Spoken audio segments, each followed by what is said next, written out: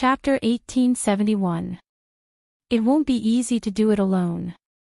Basically, there won't be any profit to be made in the early stages. I don't mind, but I'm afraid that the results won't be good and Miss Guo will be upset. I think it'll be a success, Tang Guo said with a smile. Fine products are needed everywhere. Since it's a business, I don't intend to earn money from ordinary people. The speed of making money is really too slow. Seeing how confident Tang Guo was, Gu Jusi did not try to persuade her. It was only 500 taels anyway. If she lost money, so be it. If she did not lose her confidence, she could just invest more. The banknotes were about to turn to dust with him. Finally, there was a place for them to go. Gu Jusi did not feel that there was anything wrong with this idea.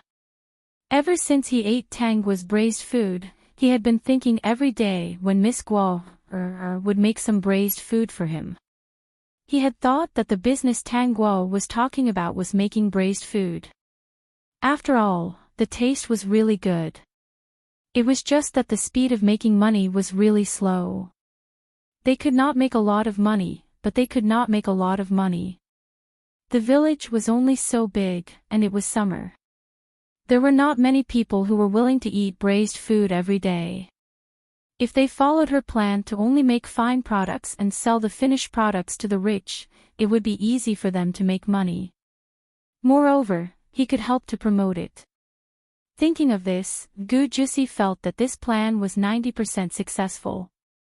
The remaining 10% would depend on the quality of the finished products. There are mulberry trees in the village. Based on the growth of those mulberry trees, the geographical environment here is more suitable for planting mulberry trees. I think it's good to plant mulberry trees in the back of the mountain. I'll have to rely on my father to talk to the district magistrate about this. Tell him. It's just a barren mountain.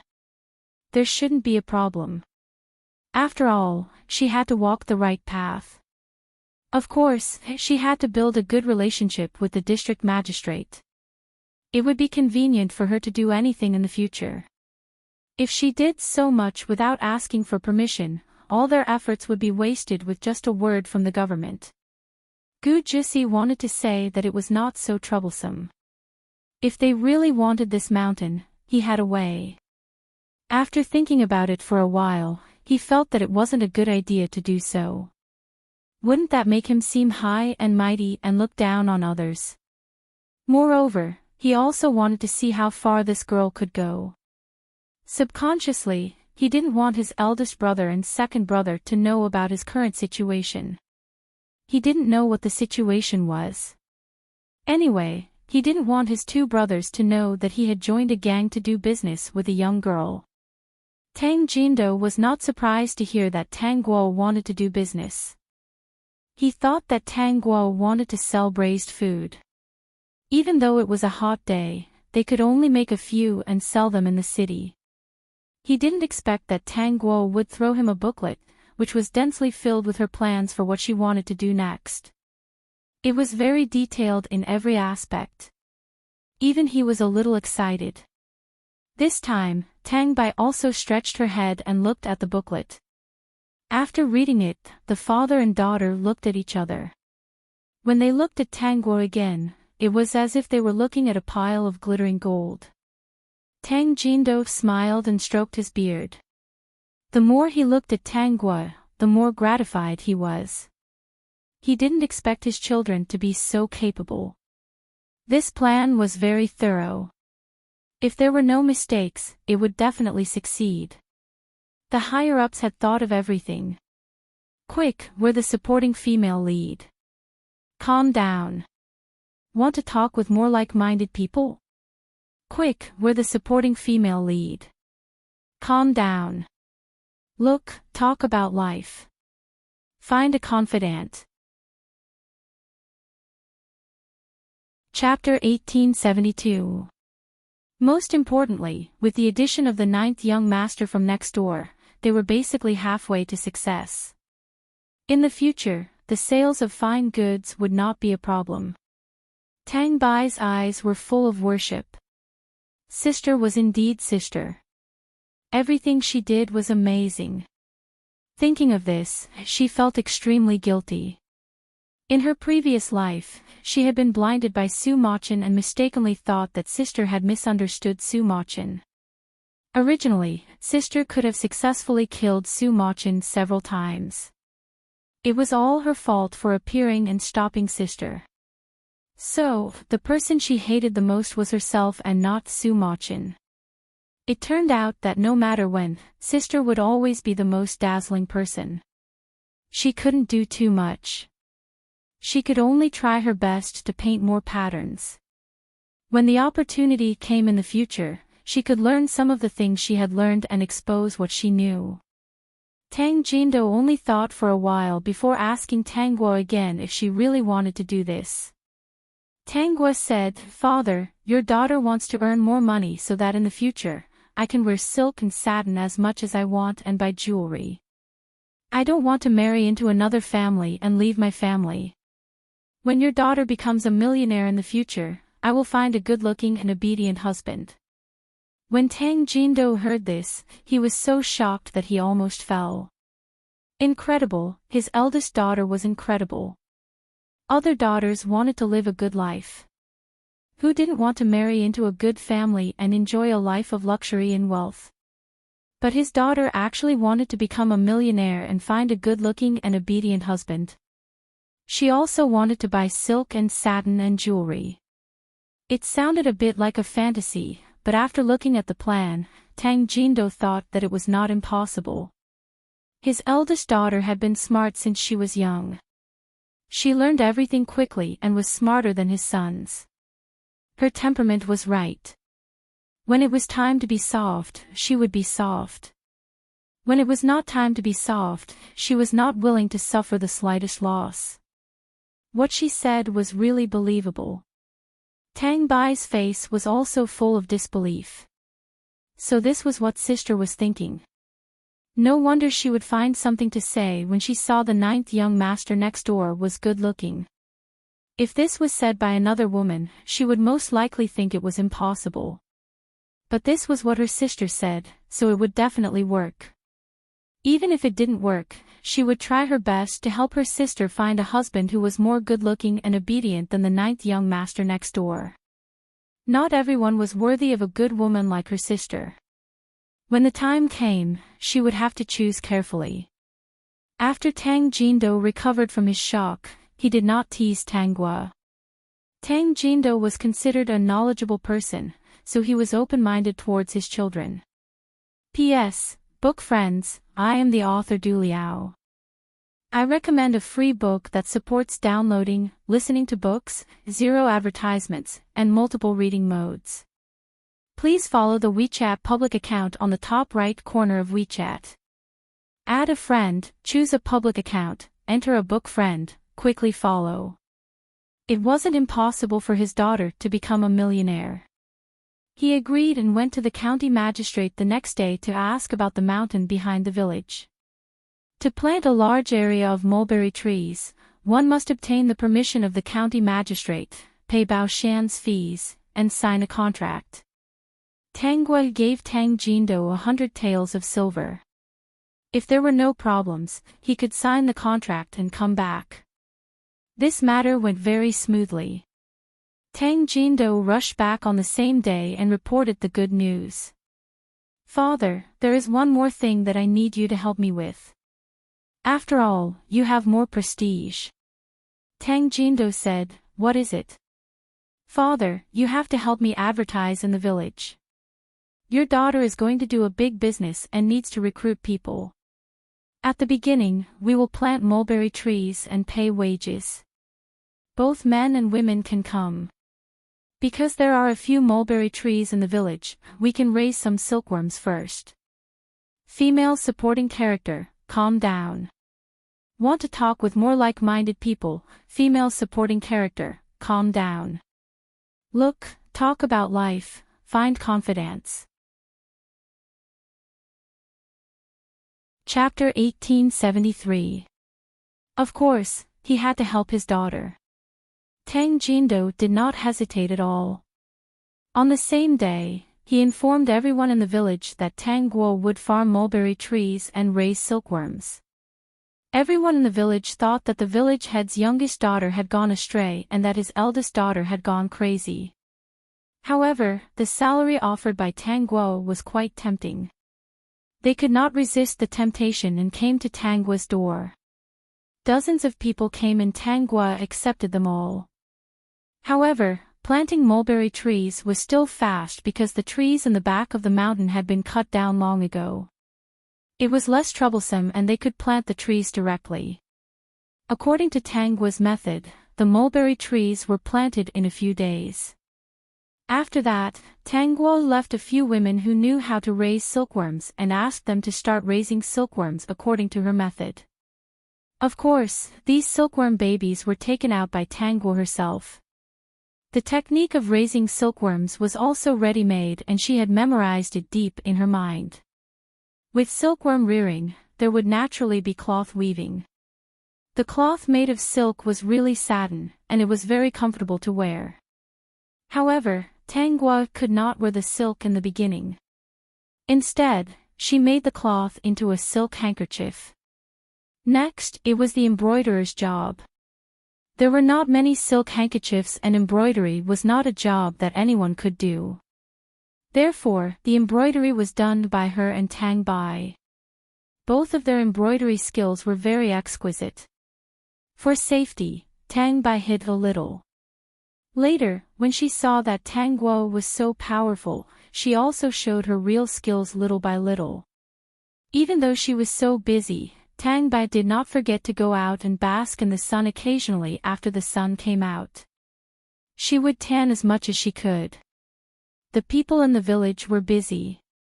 Tang Guo and Tang Bai were embroidering treasures this time. The silk handkerchief embroidered at the moment could be sold for 2 taels of silver in this small town. Silk. If it could be sold in the capital, if it was a flower that the young ladies liked, it could be sold for 10 taels, 20 taels, or even 50 taels. Of course, it would take more effort to make such treasures and the price would naturally be higher. Thus, Tang Guo looked at the women in the village who went out to work. She couldn't do this every day, right? Tang Chong was also shocked by what happened to Tang Guo, because the change was too big. She couldn't help but come and take a look. After all, she was still afraid that there would be someone like her. She had to come over to confirm what was going on between Tang Guo and Tang Bai. Because of her appearance, things had changed. So, it was still unknown whether there was something abnormal between the two of them or whether it was the butterfly effect. When she saw the finished embroidery ring that Tang Guo had put on the shelf, she couldn't help but exclaim when she saw the exquisite embroidery on it. This was the embroidery of the ancient people. She didn't dare to touch it. It would be such a pity if such a precious item was touched and dirted. If it was in modern times, it would be a cultural relic and would be protected.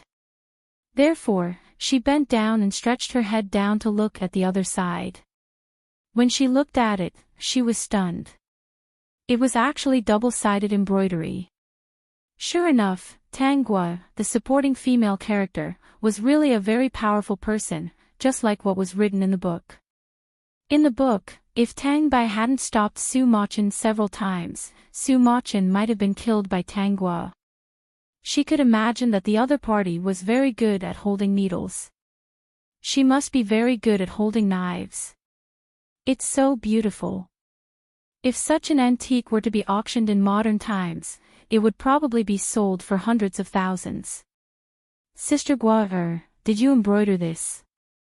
Tang Guo nodded. Yes. It's so beautiful. Sister Guo, can you sell me an embroidered handkerchief like this? Sister Guo, calm down. Want to talk with more like-minded people, Sister Guo, calm down. Look, talk about life, find confidence.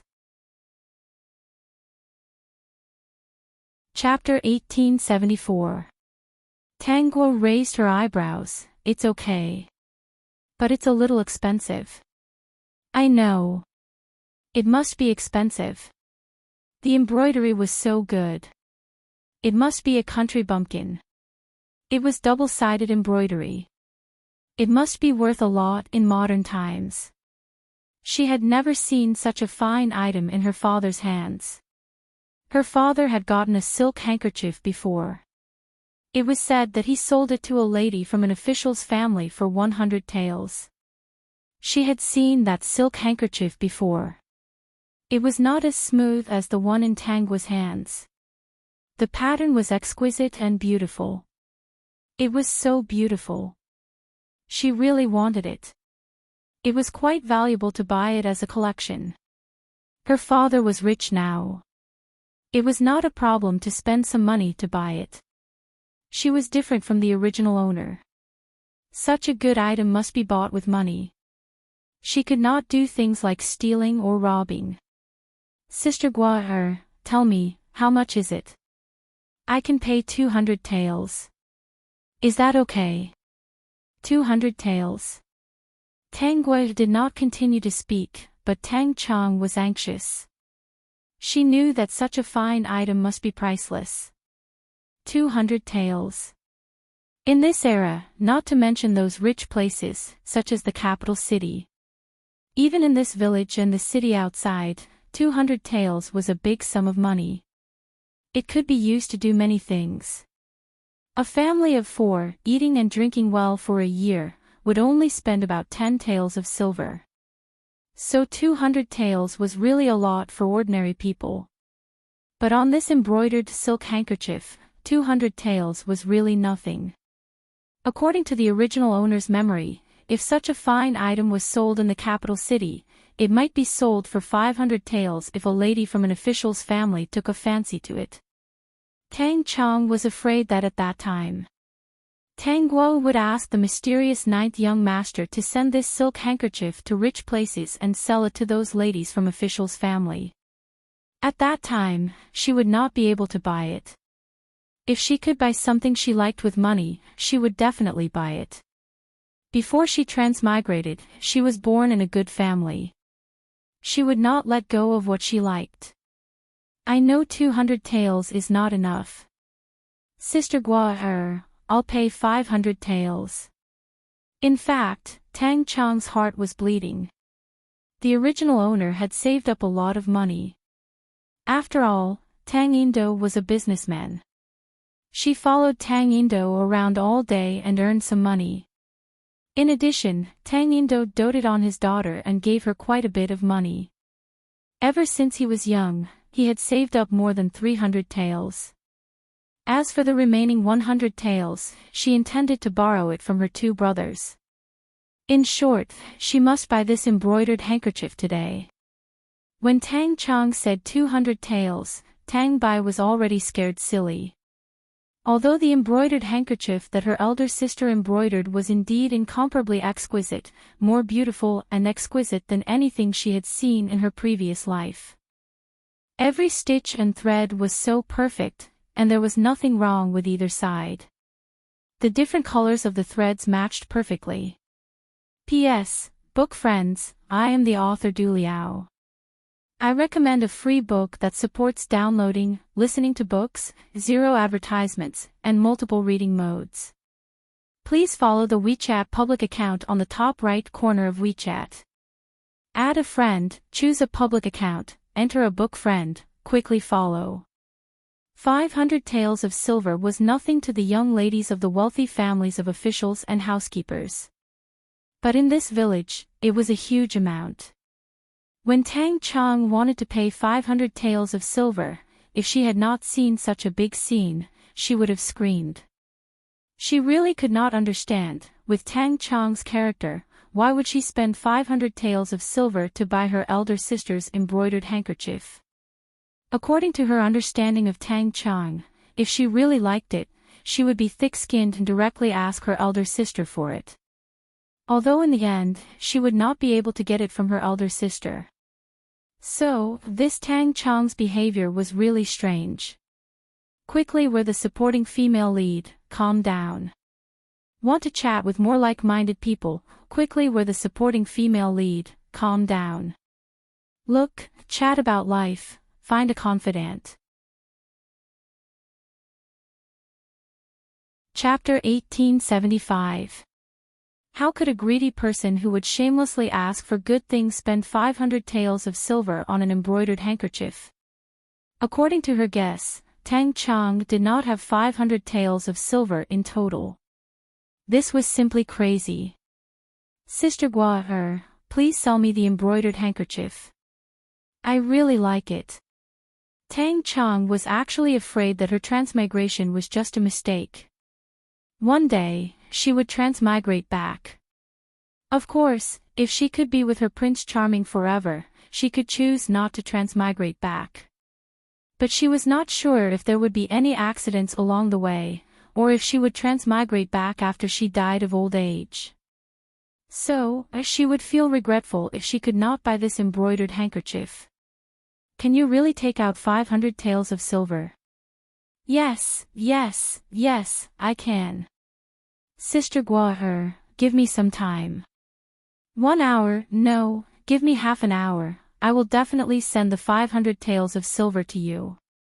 Tang Chang was almost begging, can you keep this embroidered handkerchief for me? Alright, then I will give you half an hour. Tang Chang laughed out loud, said goodbye to Tang Gua, then turned around and ran outside. Not long after, the other party took a bag of money and came in front of Tang Gua. She poured the bag of silver, copper coins, and banknotes in front of Tang Gua. Sister Gua, there are 320 taels of silver here.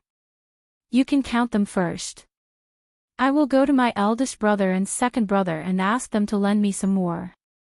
Father is not at home, so I can only borrow from my eldest brother and second brother. After Tang Chang finished speaking, she ran out in a hurry.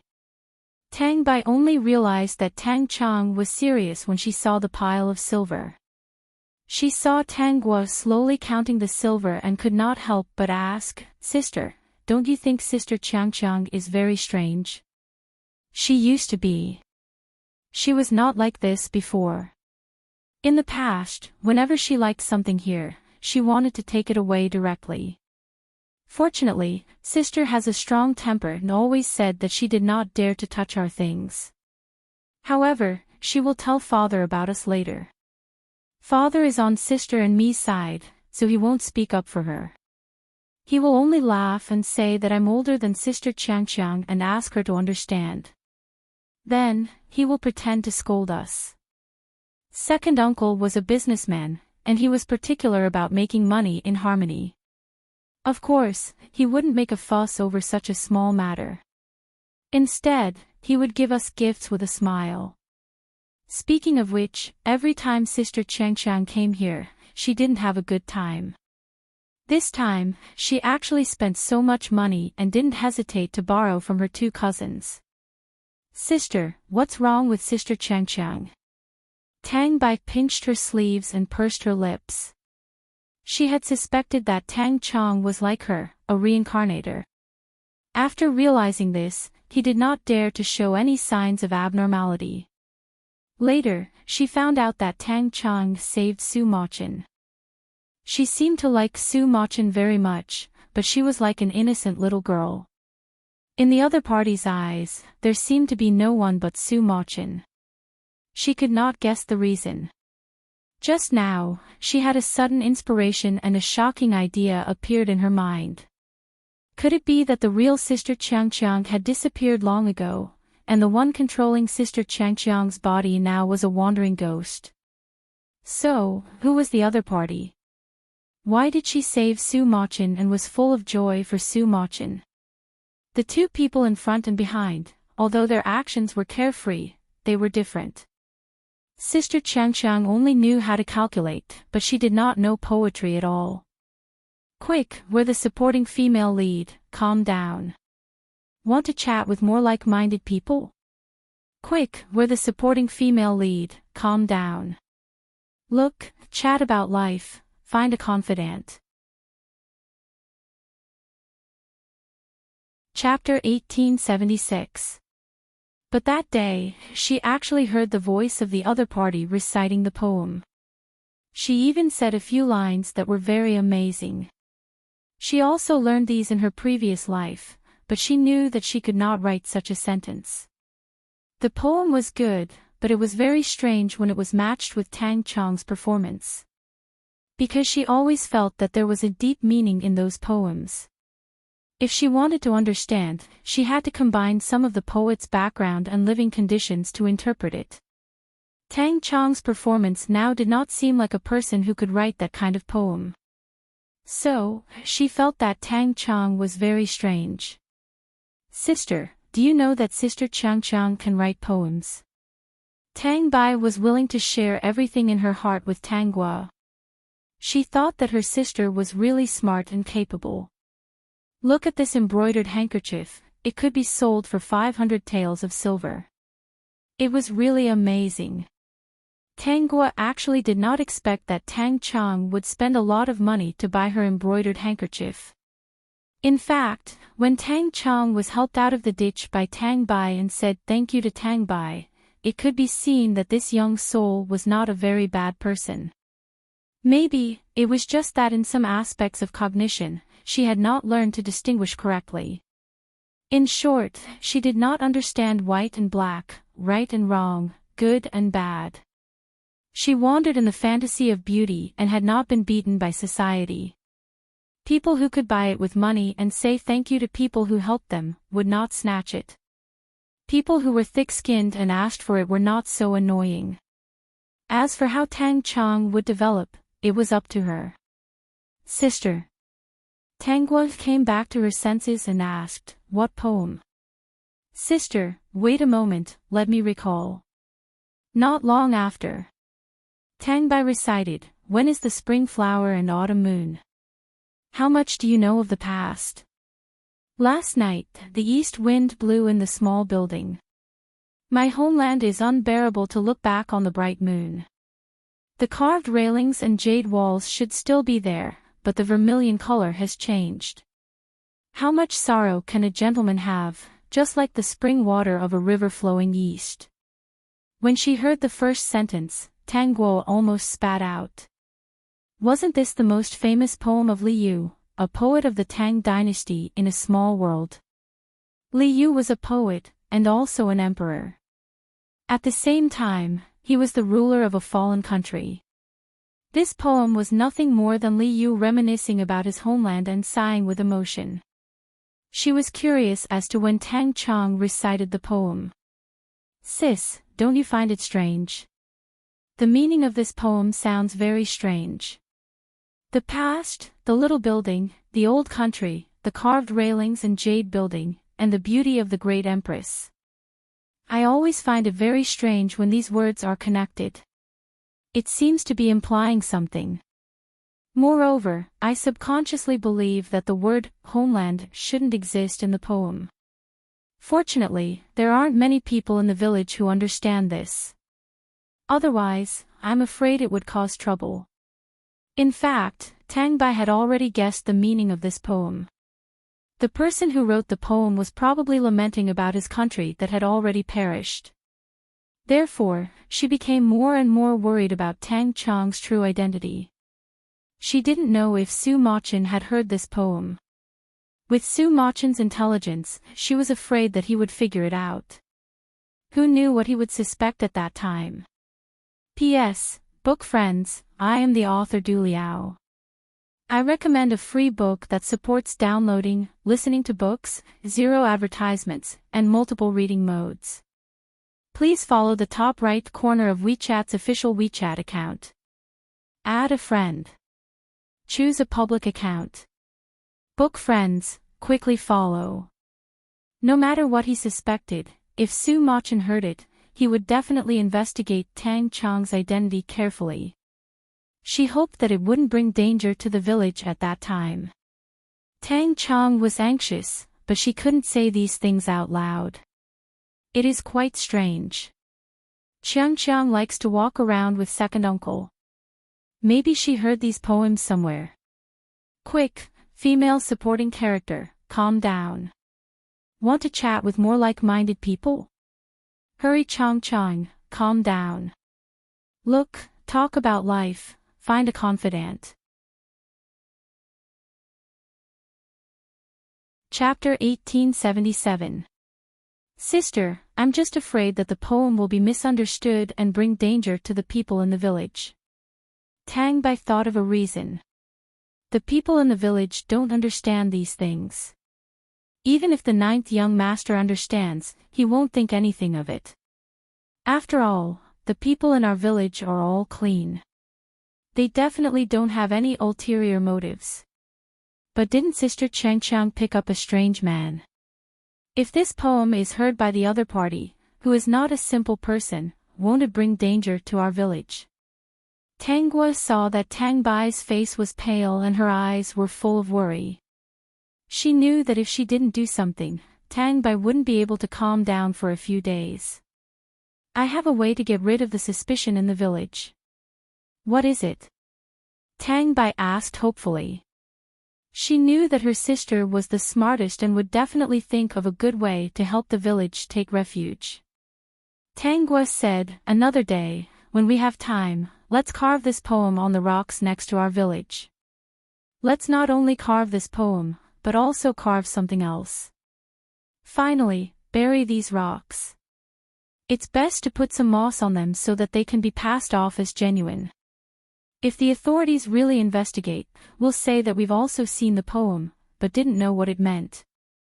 We'll say that Chang Chang read it randomly because it sounded nice. Tang Bai's heart relaxed when she heard this. This way, they could get rid of the suspicion of the villagers. Okay. Tang Gua smiled and continued to count the silver. She didn't expect that she would live a life of counting silver now. It was quite good. As for that method, it was just to appease Tang Bai. If Su Machin really heard the poem, coupled with Tang Chang's strange behavior, he would also be suspicious. He would only secretly investigate.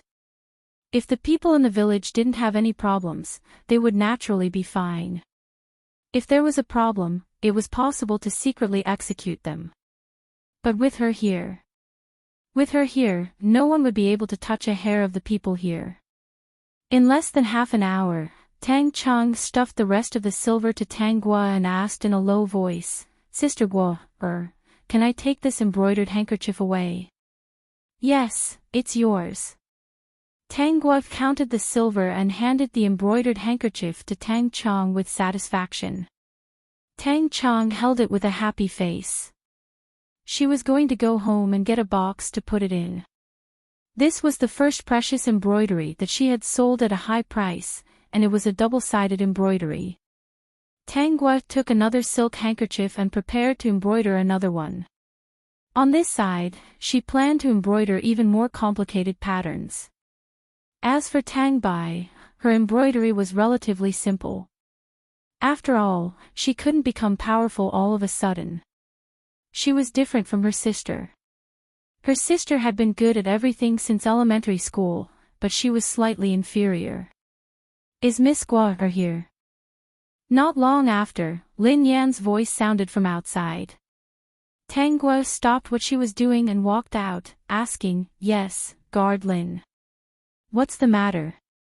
The content of this chapter is updated by hand. Master ordered me to ask Miss Gua when she can finish embroidering the three-sided embroidered handkerchief.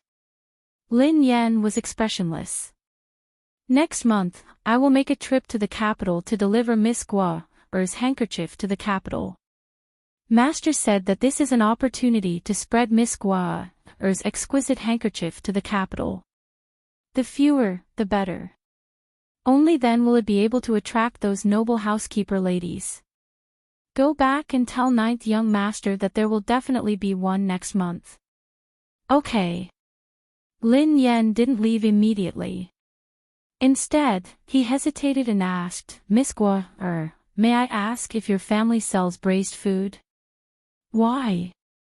Lin Yan's lips trembled slightly. I want to buy some food. It wasn't him at all. Hurry up and we're the supporting female lead, calm down. Want to chat with more like-minded people, hurry up and we're the supporting female lead, calm down. Look, chat about life, find a confidant. Chapter 1878. Since Guard Lin wants to eat, it means that he thinks highly of me. Since I have nothing to do in the afternoon, I'll make some braised food. When it's done, I'll send it over to Guard Lin. No need.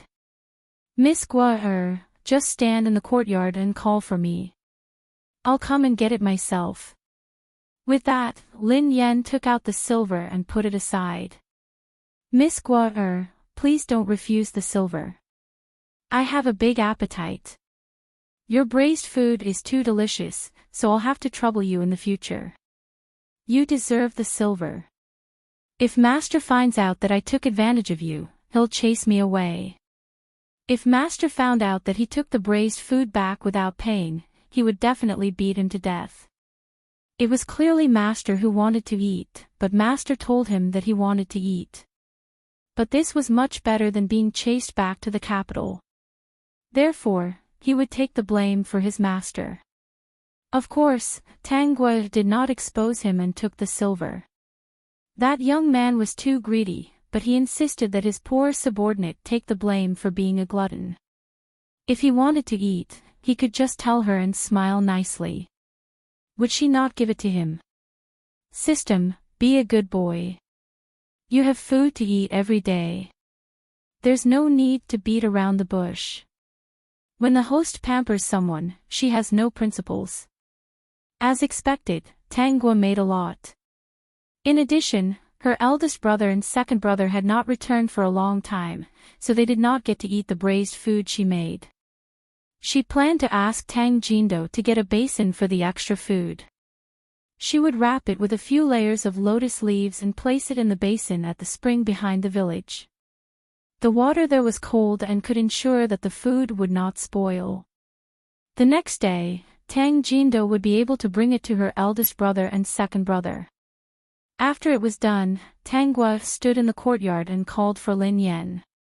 After a while, Lin Yen came back with the braised food with a sullen face. Master, the braised food is back. Bring it up quickly. Lin Yen accepted his fate and placed all the braised food on the table. Compared to the first braised food, there was more variety this time. There were several types of meat. Gu Jusi only took a few glances and could feel her saliva gushing out of her mouth. He waved his hand. Well done. You can leave first. I'm going to have my meal. A bitter look appeared on Lin Yan's cold face. Gu Jusi sensed it and raised her head to look at Lin Yan. Then, she looked at the braised food on the table. On one side was a rare delicacy, and he didn't know when he would be able to eat it again. On the other side were his subordinates who had followed him for many years. Both were flesh and blood. It was really hard to choose. P.S. Book friends, I am the author Du Liao.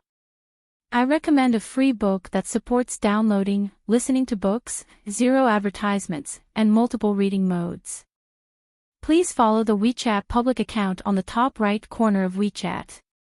Add a friend, choose a public account, enter a book friend, quickly follow. Suddenly, Gu Jusi glanced at a plate of unpeeled braised eggs. She had an idea. She took 2 braised eggs and placed them on an empty plate. She said to Lin Yen, you can eat this. You and the butler can have one each. Then, she felt that Lin Yan's gaze didn't change much.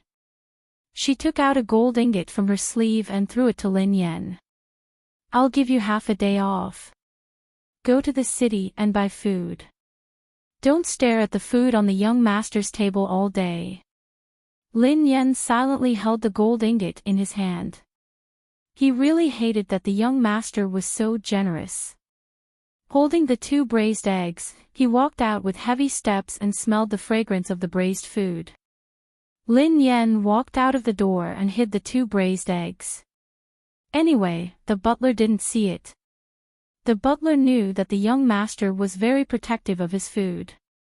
But when he turned the corner, he saw the butler stroking his beard and smiling. He subconsciously gave the gold ingot to the butler. Butler, the young master is giving you a day off. Go to the city and buy food. Lin Yan, give me my share. Lin Yan said, no, I really don't. Quick, female supporting character, calm down. Want to talk with more like-minded people? Quick, female supporting character, calm down. Look, talk about life, find friends. Chapter 1879. Butler, it's not like you don't know how protective the master is of his food. How could he share such delicious food with me? Every time, he throws money to us. Looking at the smiling butler, Lin Yan tried to explain and planned to eat the 2 delicious braised eggs.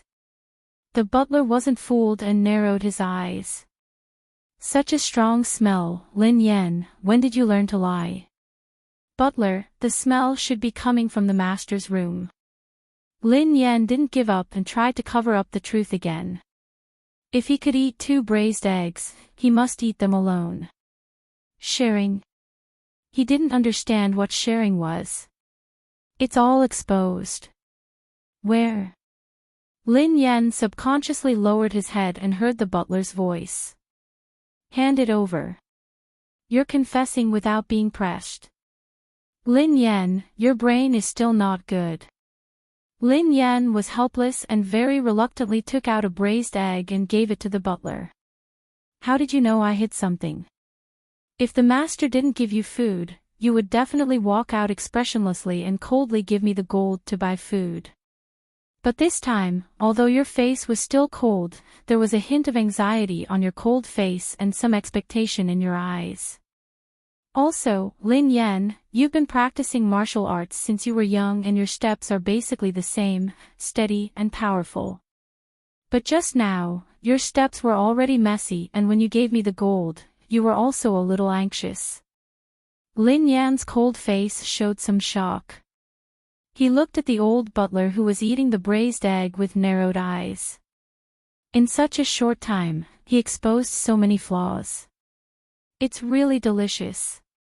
The butler had already finished eating the braised egg and looked at Lin Yan with a smile, scaring him into running away.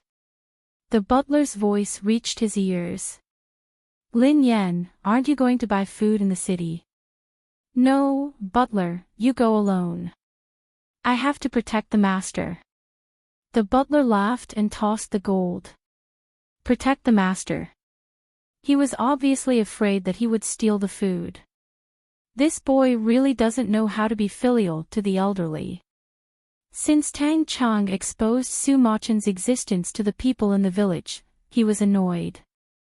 Later, out of helplessness, he changed his name to a businessman called Chin Mo and got injured because he was robbed on the way. Basically, he didn't go out much. Because so many people in the village knew of his existence, he changed his name again. A few days later, his subordinates contacted him because he was seriously injured and couldn't do anything for the time being. The village was relatively peaceful. In order not to expose himself, he had arranged for his subordinates to go to another remote place to create the illusion of him escaping. The days here was indeed relatively peaceful. Moreover, after hearing his subordinates' report, his subordinates didn't suspect and sent people to follow the fake route he ordered. He planned to hide in the village Tang Yin's Tang Indo was a businessman. Tang Chong was Chong's Chong of STSS Est. After some probing, he discovered that Tang Indo was indeed somewhat intelligent, and he was also someone who knew how to recognize talent. As long as someone was smart, capable, and had a clean background, the other party was willing to recruit them. TTS Tang to send. Quick, female supporting role, calm down, want to talk with like-minded people. Quick, female supporting role, calm down, look, talk about life, find friends. Chapter 1880. He could sit here and grasp the situation outside. His opponents and enemies had no way of knowing of his existence. Yes, a while ago, he already knew that his mother and sister had been harmed. At this time, he had to lie low and wait for his body to recover. He would work while collecting evidence, and kill those who harmed his Hofu as soon as possible. On this day, there was one thing that troubled Su Machin. The little village girl who saved him, Tang Chang, had a lot of strange things about her. For example, the poem written on the rice paper on the table. He originally suspected that Tang Chang was related to the previous dynasty.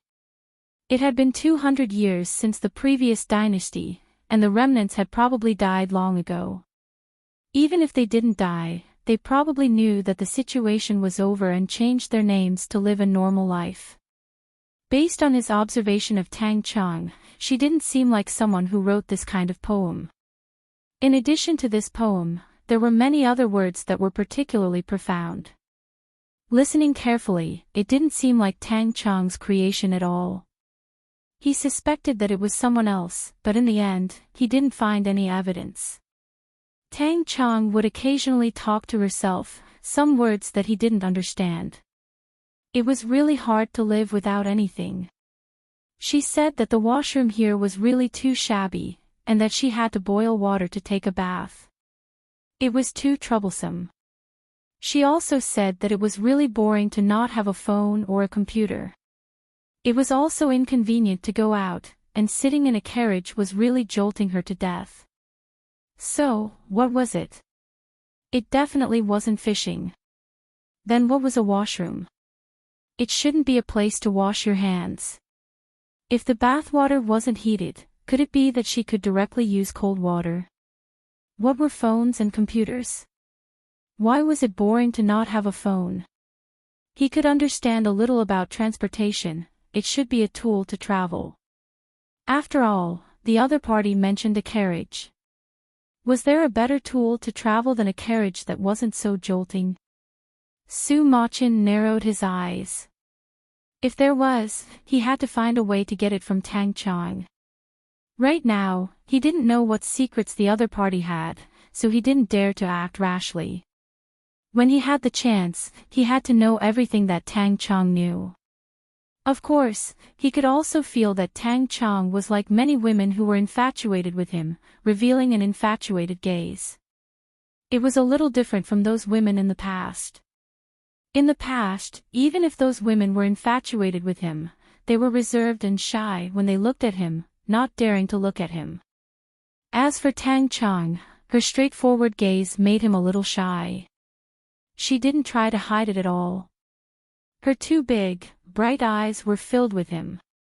She did things in a carefree manner. Whenever there was something good, she was not shy at all and would directly give it to him. It was his first time encountering such a straightforward behavior from Tang Chang. Since she was so infatuated with him, he had already decided to leave the village and find a way to make Tang Chang leave with him willingly. When the time came for him to leave his hometown, he could always find a chance to dig out the secrets in Tang Chang's mind. Tang Chang didn't know any of this. She only felt that Su Machin seemed to be getting closer and closer to her, which made her very happy. Therefore, she showed the treasure she had just bought to Su Machin. This is embroidered by Sister Gua. Isn't it nice? Su Machin glanced at it, paused, and said sincerely, it does look good. Even with his picky eyes, he really couldn't find any fault with this embroidered handkerchief. Put it on. Calm down. I want to chat with more like-minded people. Hurry up and change into a female supporting character. Calm down. Look, talk about life. Find a confidant. Chapter 1881. If this exquisite handkerchief was in the capital, it would definitely be loved by many noble ladies. If his mother and sister were still alive, he would definitely think of a way to buy 2 handkerchiefs from this village girl with exquisite embroidery skills and give it to them. Now that he was gone, what was the use of these things?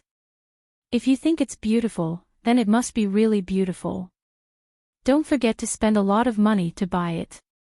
Tang Chong carefully closed the box. Such a beautiful and expensive thing, I plan to keep it. If she wanted to use it, she should use the ones her father bought. They were cheap and easy to use. If she didn't like it, she could just throw it away. If I get married in the future, I must ask Sister Gua to embroider a wedding handkerchief for me, no matter how much it costs. Tang Chong's cheeks were still a little red when she thought of this. If that was the case, she would have to work hard to save money. This situation made her think of the scene where she saved up all the pocket money her parents gave her in order to buy a Lolita dress. Thinking about it, she was still a little excited. Even if she transmigrated into a book, she couldn't change her habit of collecting beautiful things. Ever since she had this handkerchief, she had already forgotten what a Lolita dress looked like. In order to understand Tang Chong better, Su Machin would take her away when the time came. Tang Chong would bring him around the village and he wouldn't object. This time, Tang Bai was extremely anxious. Seeing the two being so intimate every day, her heart was anxious and she didn't know what to do. She was in no position to ask Tang Chong to leave Su Machin. Without seeing Su Machin's cruelty, who would believe that such a dignified and noble young man was a cold and heartless person who didn't recognize his own family? Tang Chong even brought Su Machin to Tang Gua's house to watch her embroidery. Tang Gua didn't mind, it was a good opportunity to see what kind of trash Su Machin was. System, harmful trash, recommended to be dealt with early. Sister Gua your embroidery is so good. Your hands are so skillful and beautiful. Tang Chong praised Tang Gua seriously. She didn't have any other thoughts at all. Alas, I'm too poor. When I save enough money, I can choose the color and let you embroider the handkerchief for me. Tang Gua looked up and smiled. As long as you give me enough money. That's really great.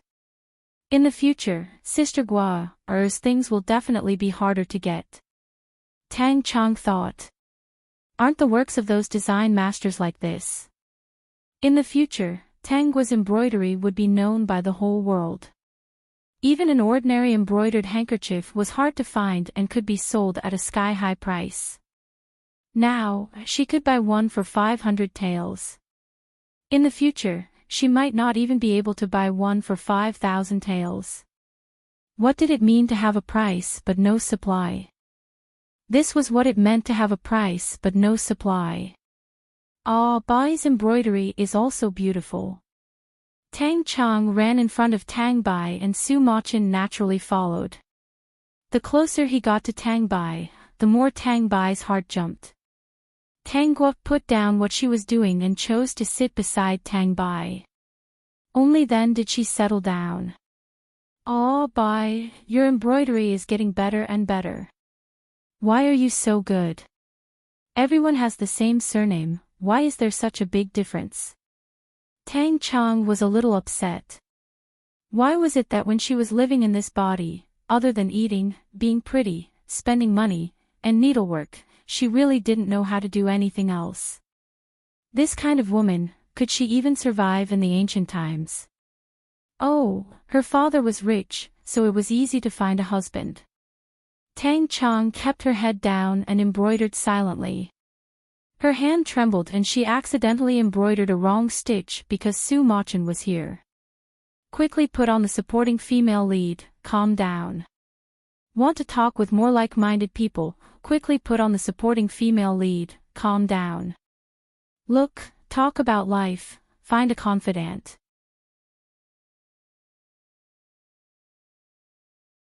Chapter 1882.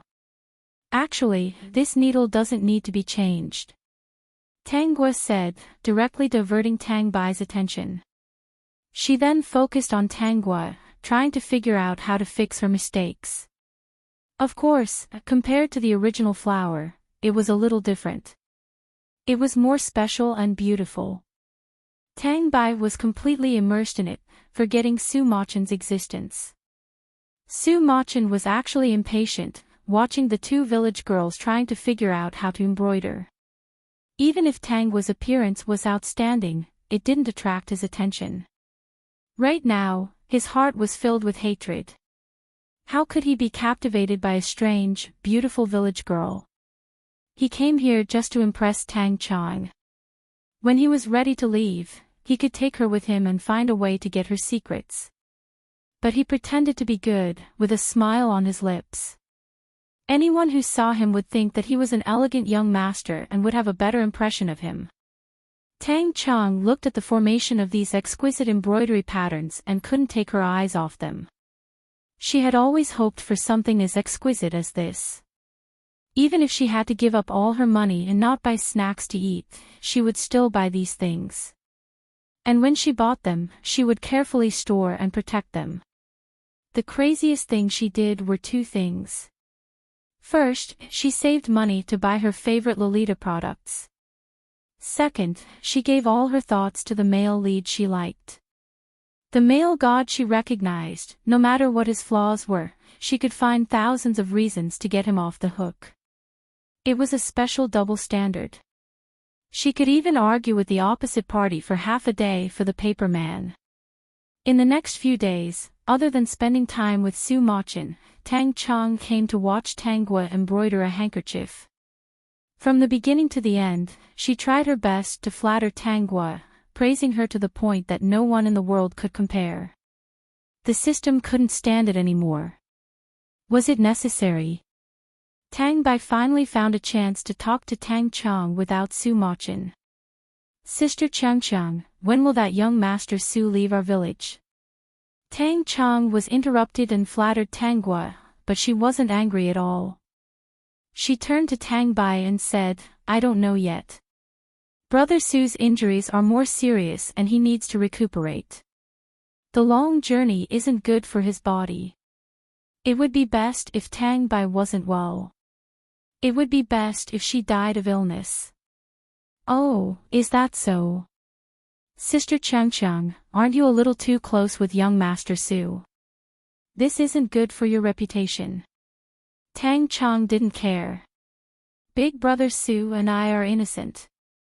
We don't need to care about what others think. We'll walk our own path and let others say whatever they want. Tang Bai was helpless. Sister Chang Chang, I think you're interested in young Master Su. You can tell. Tang Chong smiled and said, yes, young Master Su is good-looking, humble and polite. Who wouldn't like him? Don't you like it? Tang Bai hurriedly shook her head. I don't like him at all. A person like him is too noble. I can't match him. She was sorry, but she couldn't bear such an outcome. Tangwa, who was sitting at the side, was dying of laughter. She could not help but interject, Chang Chang, do you know where young Master Su is from? Do you know who else is in his family? If you really like him, you have to think about it. Don't hurt yourself in the end. Tang Chong thought to herself, of course she understood. She did not know how many times she had flipped through that book. She could even recite Su Machin's 10 generations of ancestors. Tang Chong also understood what Tang Gua and Tang Bai were thinking. Women from ancient times were definitely more conservative. Female supporting lead, calm down. Want to chat with more like-minded people? Female supporting lead, calm down. Look, talk about life, find a confidant.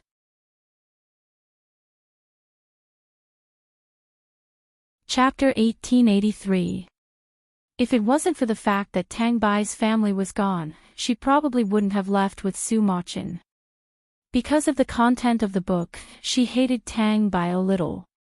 But after interacting with her for a while, she didn't hate Tang Bai anymore.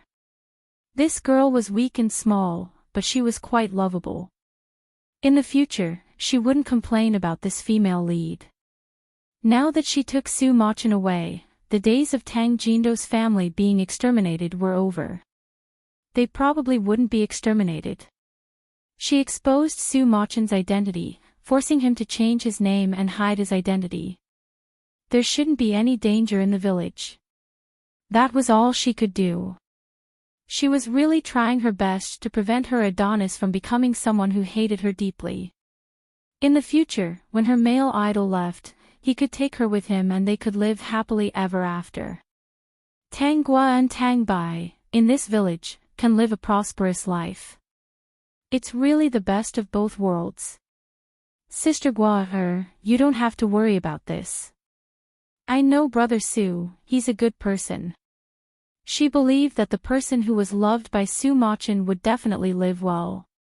She was lucky enough to come here. If she didn't flirt with her male idol, wouldn't she have come for nothing? Tang Gua smiled and said, think about your own path. There will be many unpredictable things in the future. Some things might be too late to regret after they happen. She didn't care what Tang Chong chose.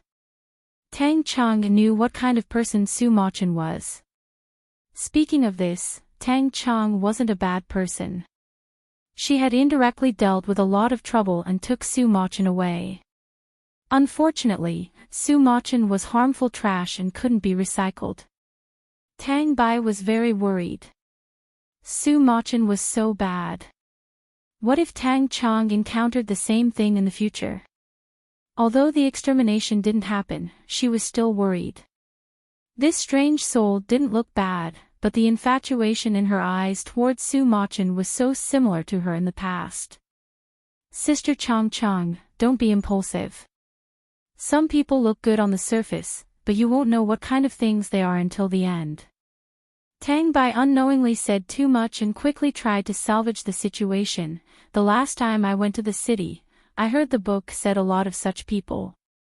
Tang Chong didn't have any suspicions at all. The only thing she was suspicious of was that although Tang Bai's face was exquisite, her skin was like a little black girl's. Was she really the peerless beauty that was boasted in the novels? And it was getting darker and darker. Su Machin still couldn't bear to part with Tang Bai at this time. The other party's taste was so strange. "Ah, Bai, you look so tanned," Tang Chong said seriously. "You're only a little younger than me and you're still so tanned. How are you going to choose a husband in the future? When you have time, you should take care of your skin and use some skincare balm. I'm still young." When Tang Bai said this, her ears turned red. She really wasn't young anymore. In another year's time, they could indeed talk about marriage. But in this lifetime, she might not be able to express her sincerity. Moreover, she really didn't want to use any ointment. She had spent the whole summer to tan her skin, which was getting darker and darker. If she didn't get sunburned for a few days, she might become a lot whiter. Tang Bai was a little distressed. When would Su Machin get out of their family Tang village? "Host, did you die of laughter?" If Tang Chong wasn't infatuated with Su Machin, she could be friends with your sister. It's really fun to talk with two people. Quick, we're the supporting female lead, calm down. Want to talk with more like-minded people? Quick, we're the supporting female lead, calm down. Look, talk about life, find a confidant.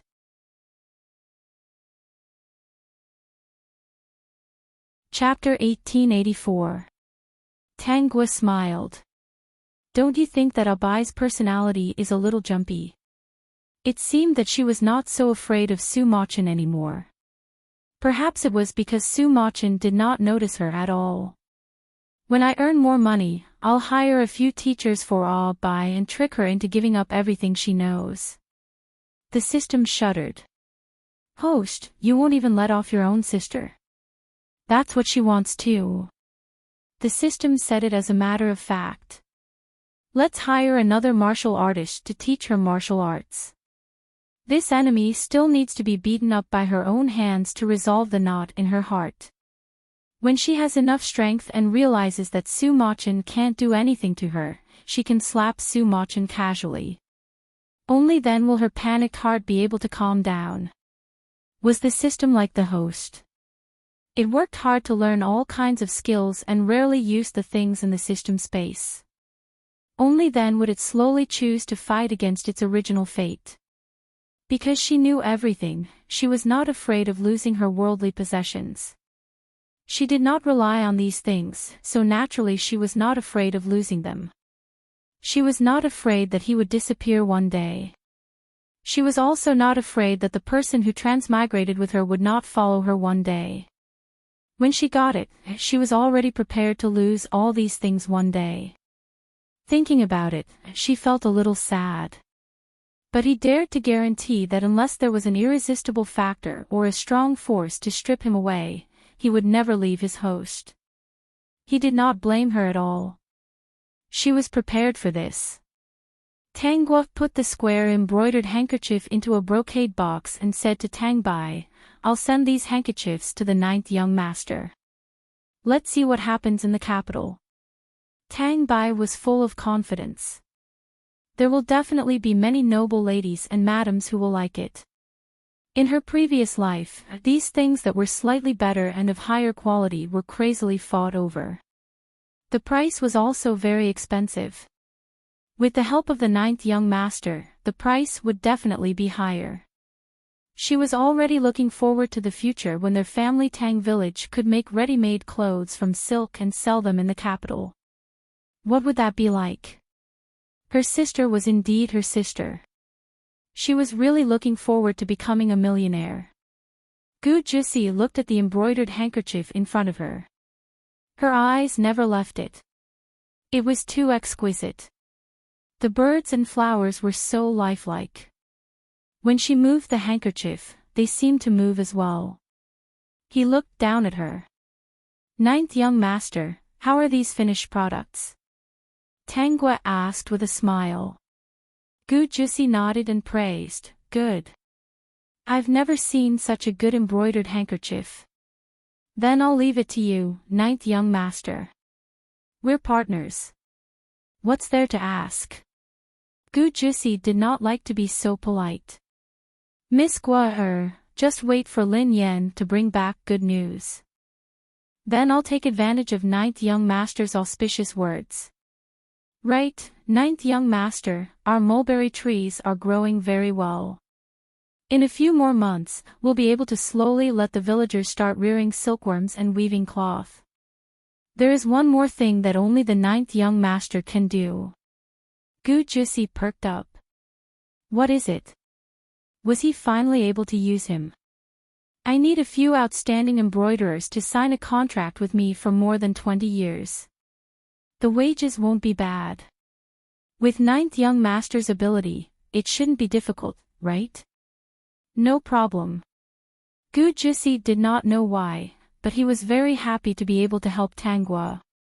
After Tanggua left, he was still admiring the embroidered handkerchief in front of him. This young lady was really amazing. She was good-looking, skillful, and good at cooking.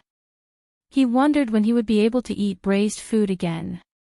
He hoped that she would be satisfied with the embroidered handkerchief and make some braised food to reward him. Lin Yan walked in and looked at Gu Jusi. He said coldly, "Master, do we need to report Su Machen's matter?" "You can tell second brother. Let them fight. Second brother doesn't want to care about this at all," Gu Jusi said without looking up. "Oh right, send these 3 embroidered handkerchiefs to the capital. These are the finished products that Miss Gua painstakingly embroidered. Help me promote it well and let those women know that this is a masterpiece that can't be bought with money. The more expensive, the better.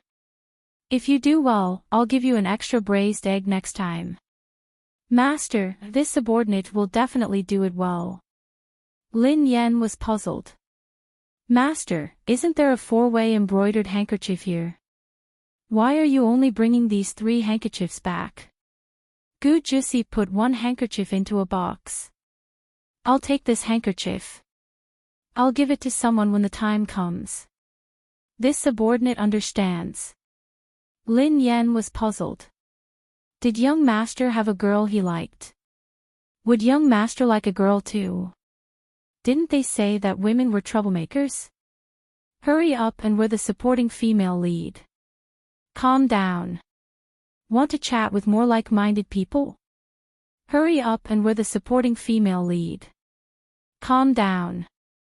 Look, talk about life. Find a confidant.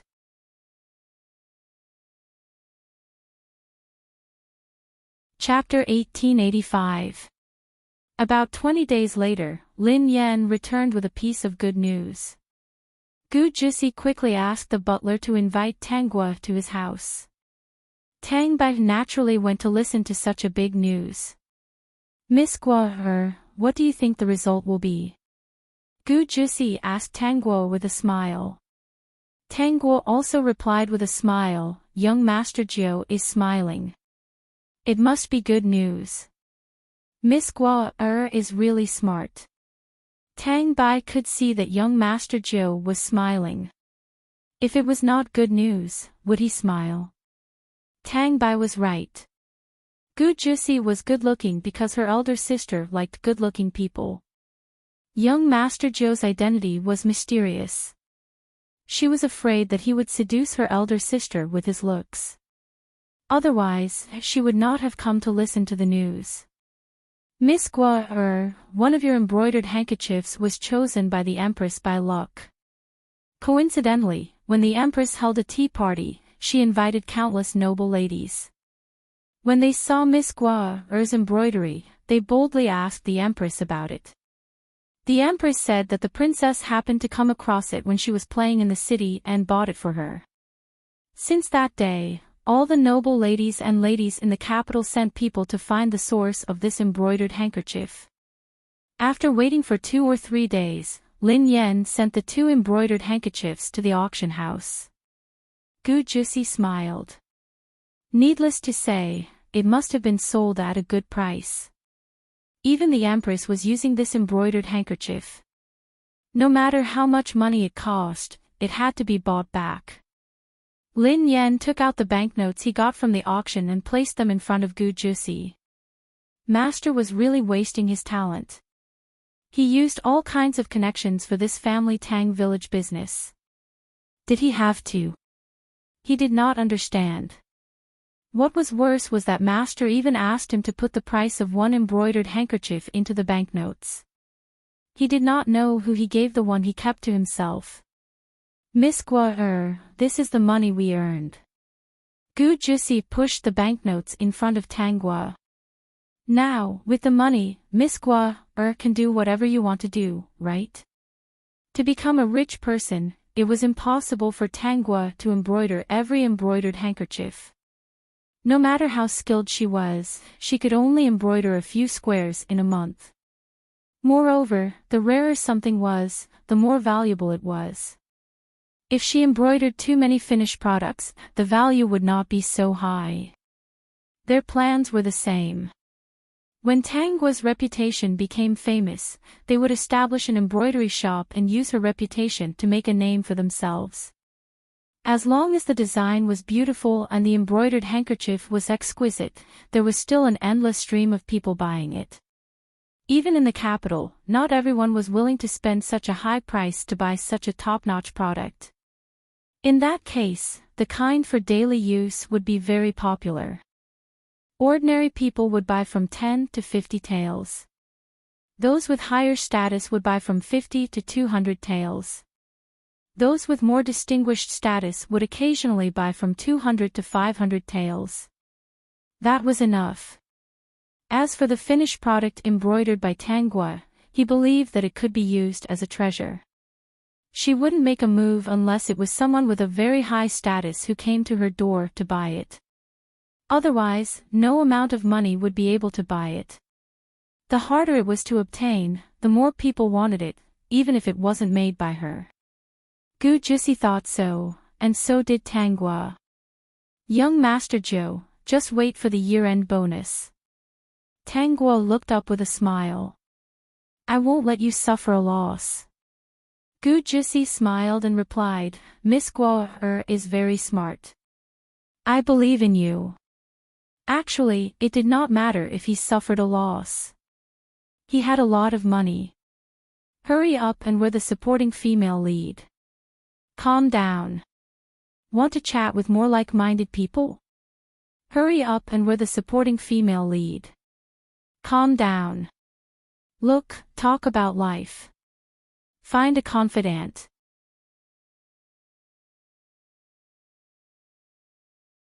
Chapter 1886. Seeing how happy Tanguo was, Gu Jusi was happy too.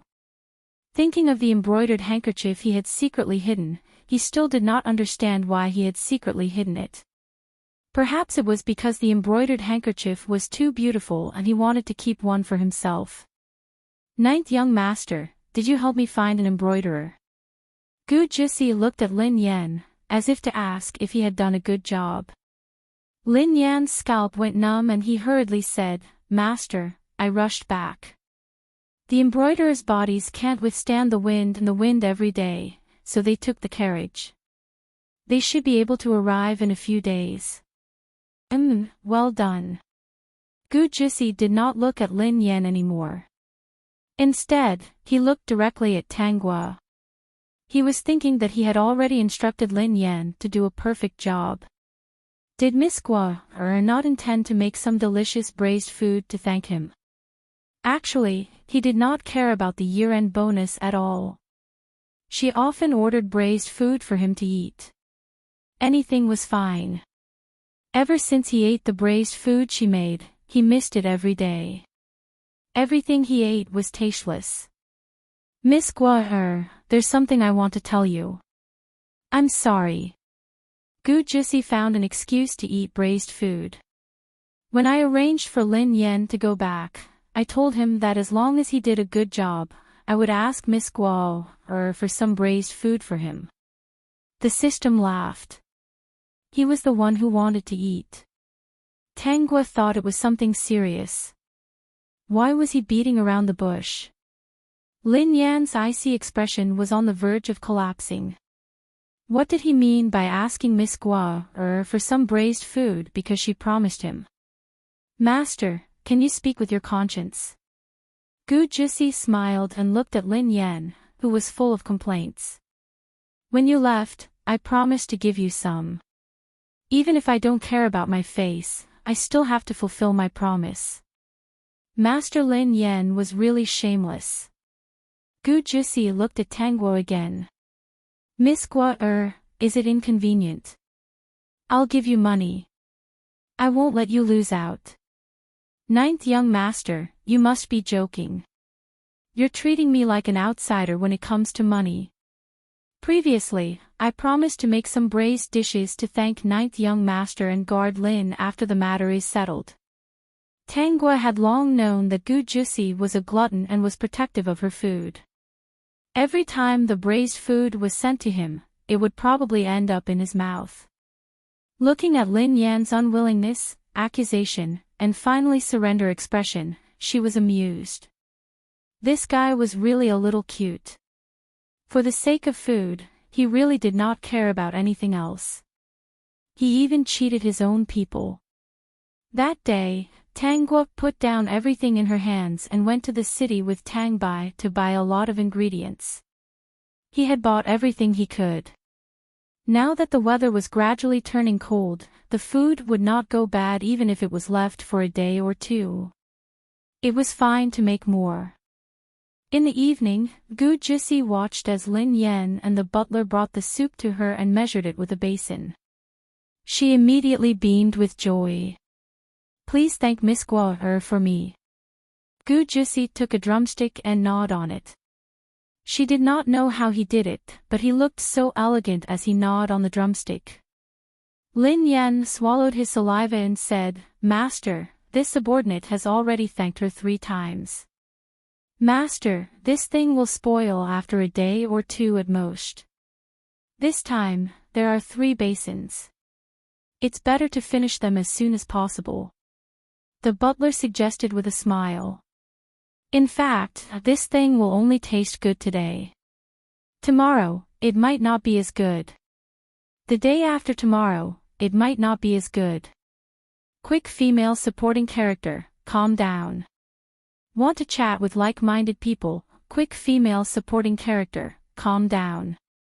Look, chat about life, find friends.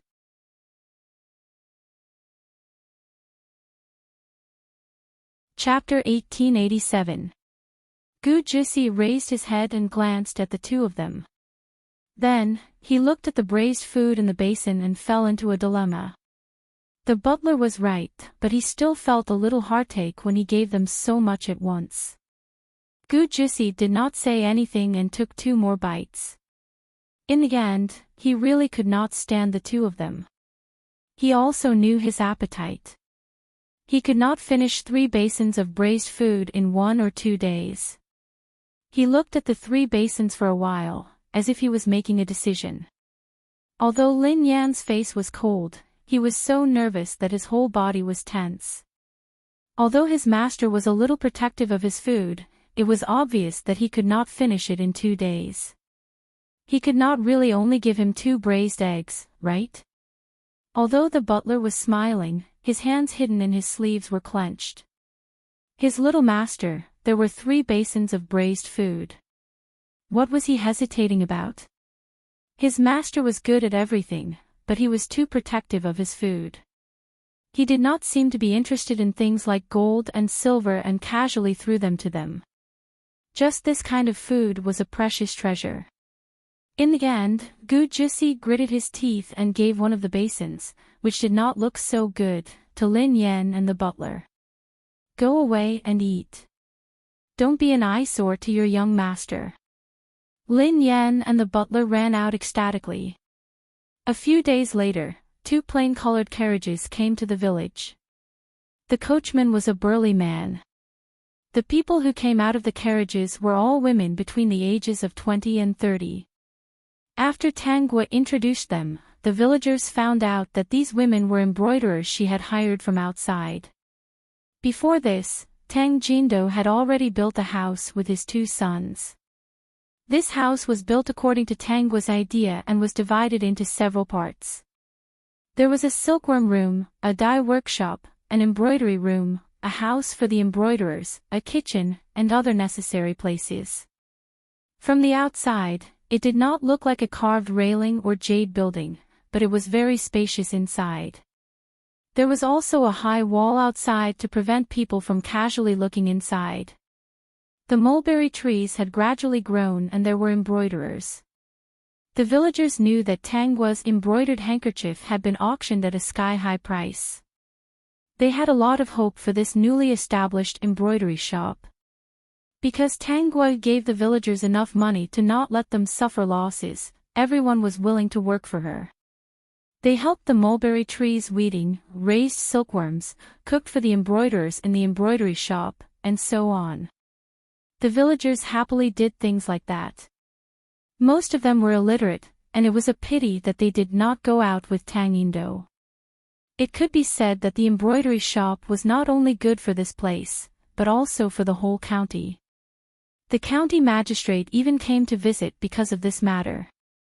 In the end, Tang Guo asked the county magistrate to hire a lot of guards to guard the embroidery shop.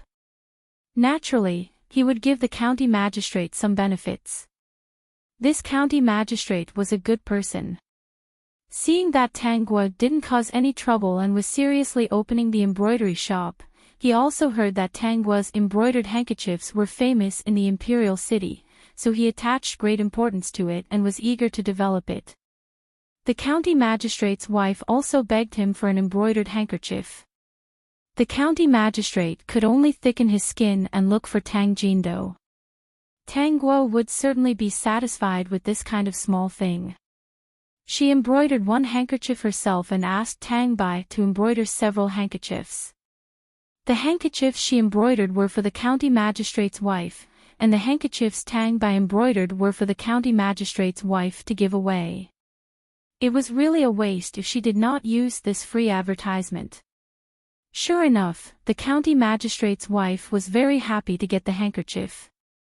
Hurry up and we're the supporting female character, calm down. Want to talk with more like-minded people, hurry up and we're the supporting female character, calm down. Look, talk about life, find a confidant.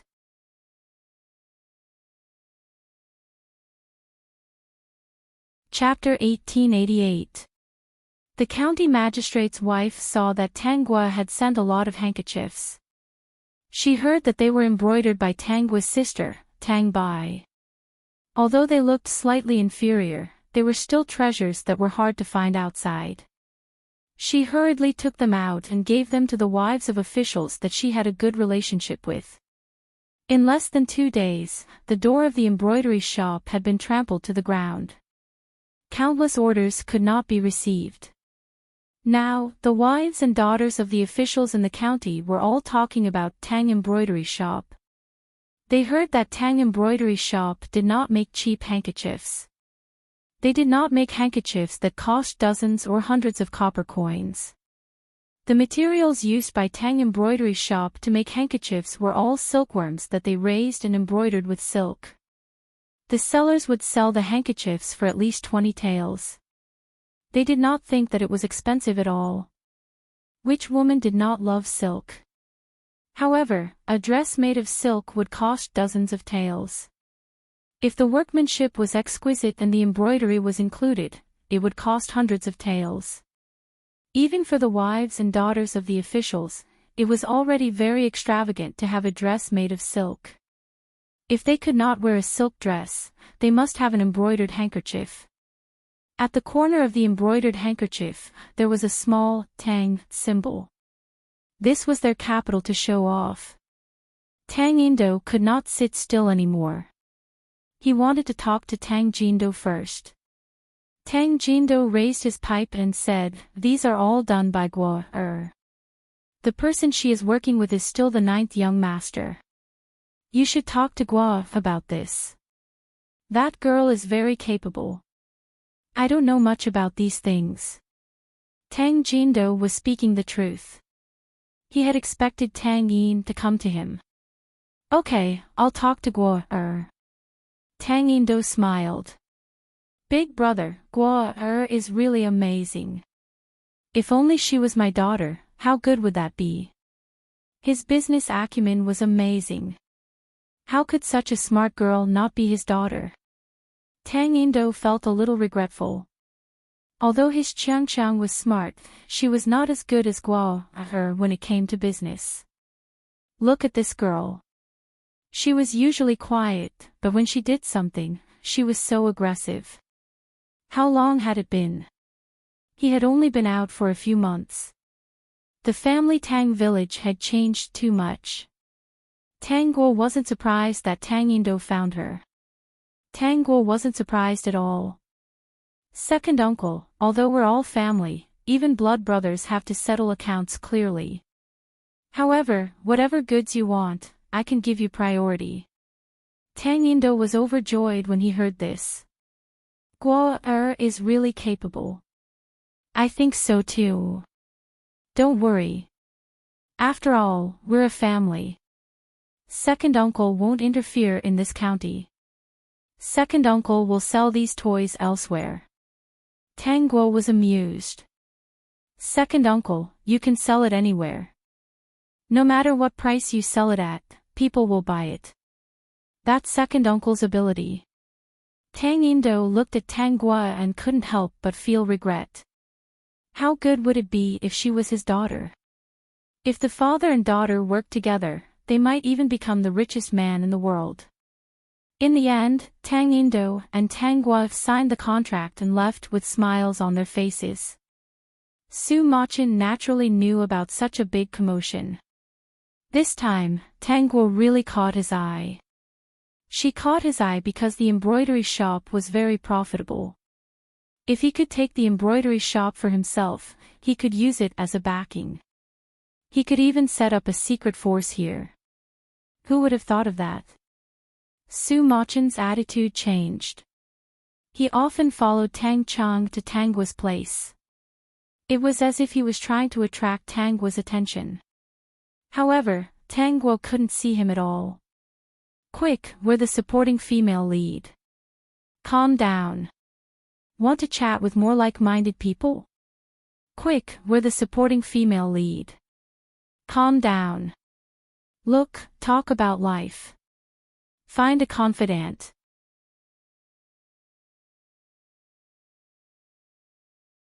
Chapter 1889. Young Master Chin, do you want to place an order with me? Tangwa finally noticed him. "You're late. This year's orders are almost finished.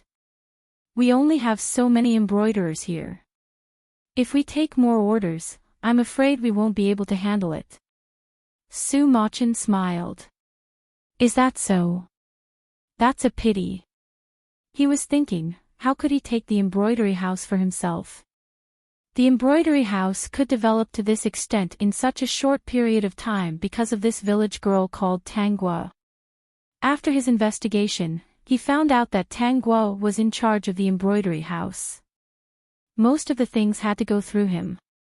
Tang Bai saw Su Machin's thoughtful look and her legs trembled.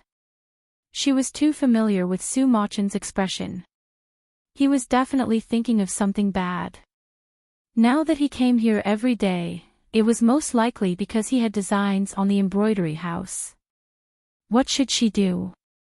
What could she do to stop Su Machin? The embroidery house was her sister's painstaking effort for almost a year. It could not be destroyed in Su Machin's hands. Also, it had been so long. Why hadn't Su Machin left? What was he doing in Family Tang Village? Tang Bai bit her lips tightly. If it wasn't for her tanned skin, anyone would be able to tell that her face was already pale. "Ah, Bai." Tangwa noticed and called Tang Bai. She knew what Su Machin was thinking. It was nothing more than seeing that the embroidery house was making money. He wanted to get the embroidery house and make it a place for him to secretly build his power. Wishful thinking. If she didn't scare him, she really didn't know what she would believe.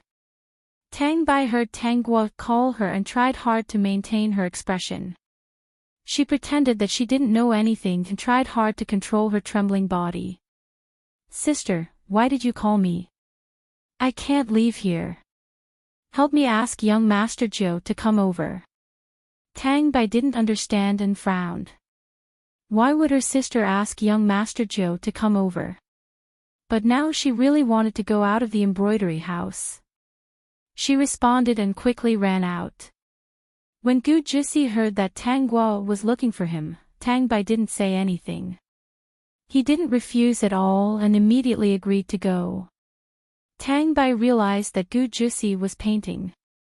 Perhaps because she had disturbed her, her painting was crooked. She was a little scared, but when she saw that Gu Jisi was not angry at all and even seemed to be very happy, she could not figure out what was going on. Lin Yan glanced at the blurred painting. He was getting more and more confused about his master's temperament. Didn't he hate it when people came to disturb his painting? Oh, right, Miss Guo is related to braised food. The last time he ate it, his body and mind felt so good. He wondered when he would be able to eat it again. He finally understood that for the sake of food, his master could disregard any principles. The system was such a naive young man. Lin Yan did not understand, but he still followed Gu Jisi to Tangwa's side. Having been in Family Tang Village for so long, Su Machin knew that the owner of the house next to the village chief's house was a rich young master. In order not to cause any trouble, he would definitely not pay them a visit. In fact, he would rarely show up. It was the same for Gu Jisi. At most, she would walk to the door, so the two of them had never met. On this side, Su Machin was still thinking about how to get hold of Tangwa's weakness and control her so that he could use her for his own purposes. Gu Jisi had already walked in slowly. Her voice could be heard from afar. "Miss Guo, is there anything urgent that you're looking for me for?" Su Machin felt that this voice was somewhat familiar, but he couldn't remember where. "Quick, we're the supporting female lead. Calm down. Want to talk with more like-minded people. Quick, we're the supporting female lead. Calm down. Look, talk about life. Find a confidant."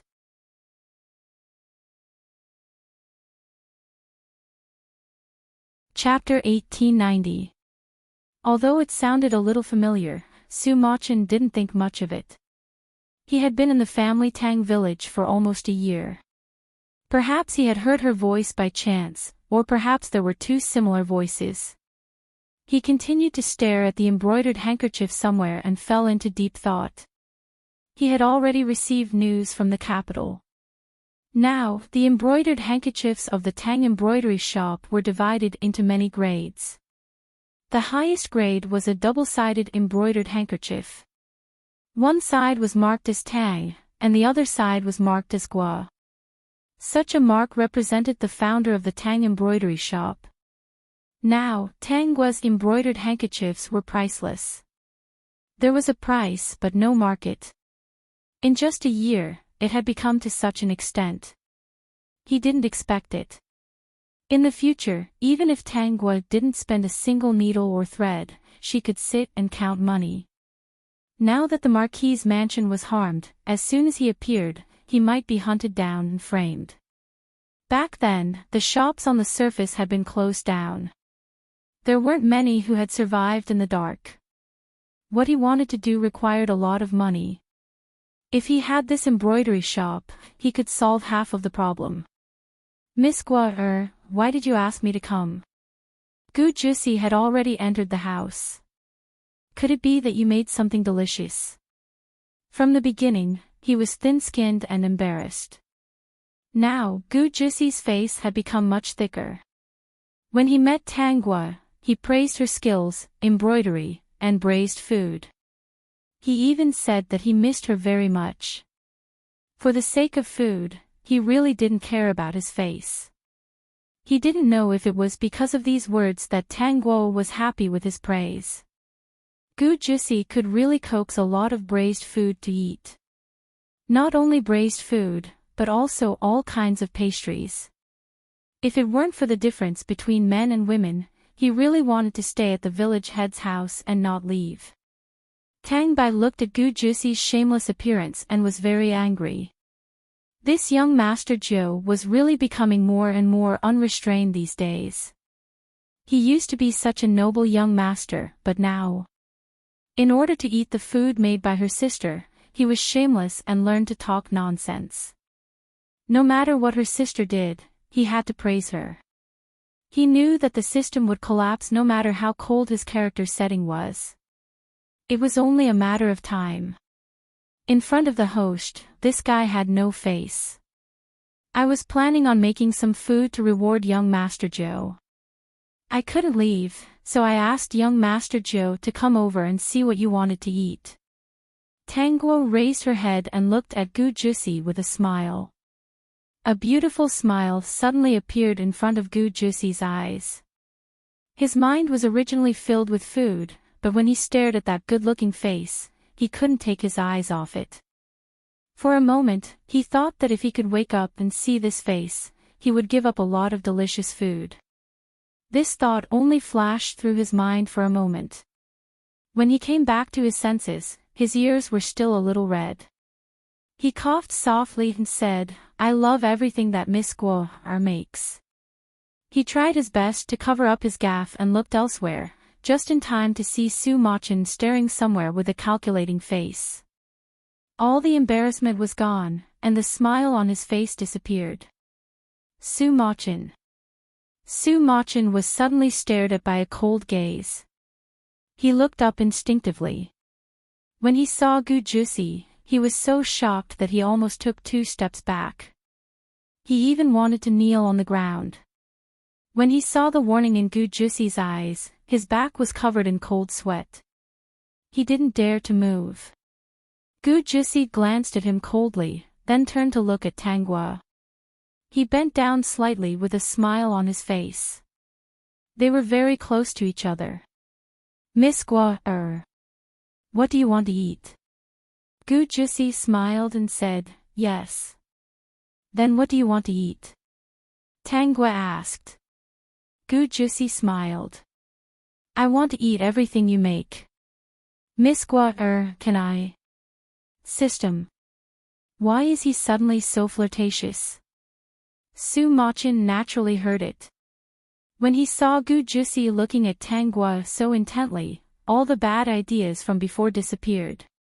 While the two of them were chatting, he took the opportunity to say goodbye in a low voice. Gu Jusi ignored him. Tang Cheng watched him leave and also left. Gu Jusi's smile deepened. It's good that you know what's good for you. If you're not interested, don't blame me for being nosy. Therefore, Miss Gua must have guessed something and actually thought of pulling him over to hold the fort. What a smart girl. He said softly, Miss Gua you have to make more food for me.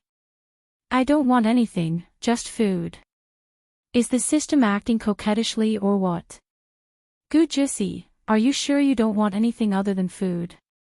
Quick, we're the supporting female lead. Calm down. Want to talk with more like-minded people? Quick, we're the supporting female lead. Calm down. Look, talk about life. Find a confidant.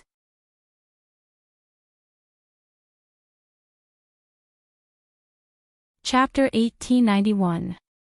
Ever since Gu Jusi shamelessly fawned over Tang Guo that day, he would come to Tang Guo's house whenever he had nothing to do. At first, he even implicitly asked her what she wanted to eat for lunch. But now, he already said, Miss Gua, I've already asked Lin Yan to go to the city to buy ingredients. Then, I'll ask him to clean up. You can also tell him how to add the condiments later. If he can help you with anything, don't hesitate to ask. Gu Jusi waved a fan and sat at the side. In short, I feel a little bad about eating Miss Gua's food.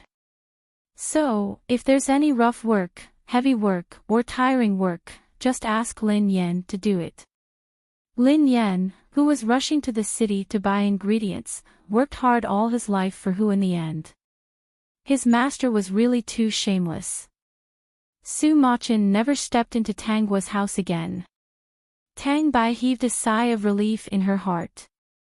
At the same time, she seemed to understand that Gu Jusi's identity was probably not ordinary. And her elder sister probably also found out. So, that day, her elder sister asked her to call the 9th young master to suppress Su Machin. Then, did her elder sister find out that there was something wrong with Su Machin? Su Machin said to others that he was a businessman.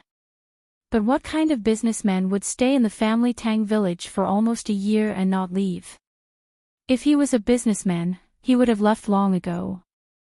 Tang Bai glanced at Gu Jusi, who was waving a folding fan and sitting at the side with a smile on her face. She kept praising her elder sister's embroidery. Her words were nice, but this person was really too shameless. 9th young master. Miss Gua, what's the matter? Gu Jusi was willing to sit here and watch her work. In fact, Tang Guo was not very busy now. In order to maintain her current reputation, she would still embroider an embroidered handkerchief every month. Gu Jusi would send people to send this treasure to various places to spread Tang Guo's reputation. Now, Tang Guo's reputation was basically known in the world. It was said that she used a different embroidery method for every embroidered handkerchief. Many people were waiting to be able to buy her embroidered handkerchiefs and study the embroidery method on them. As for the Tang embroidery manor, it had been expanded several times. Even so, the embroidery shop was still very busy. Countless orders came in from all directions. In order to avoid the proliferation of such embroidered handkerchiefs, Tang Guo limited the order to the embroidery shop, and only a few finished products could be embroidered each year. If he came late, it would be gone. Before this, she and Tang Bai were already drawing the style of the dress. The Tang family's embroidery shop had finally started to make a move on the ready-made clothes. Countless merchants were waiting here. 9th young master, I'll need garlic to cook later. Gu Jusi was stunned. Garlic? He knew about garlic, so he asked, is it not enough? The butler and Lin Yan have gone to the city. Do you want me to buy it? When Tang Bai heard this, she burst into laughter. 9th young master, do you still remember your noble status? She actually wanted to run errands for her older sister and personally go to the city to buy garlic. If word of this got out, all the people in their family Tang village would die of laughter. I have a lot of garlic at home. You don't need to buy this thing. My father planted a lot of them before and planned to hang them outside. Tang Guo pointed outside the window. Gu Jisi followed her gaze and saw a row of garlic hanging outside. He did not understand. What did Miss Guo want him to do? Ninth young master, I'm very busy here. Tang Guo pursed her lips and said with a smile. Gu Jisi understood. So she wanted him to help. Then what can I do? Hurry up and we're the supporting female lead, calm down. Want to chat with more like-minded people?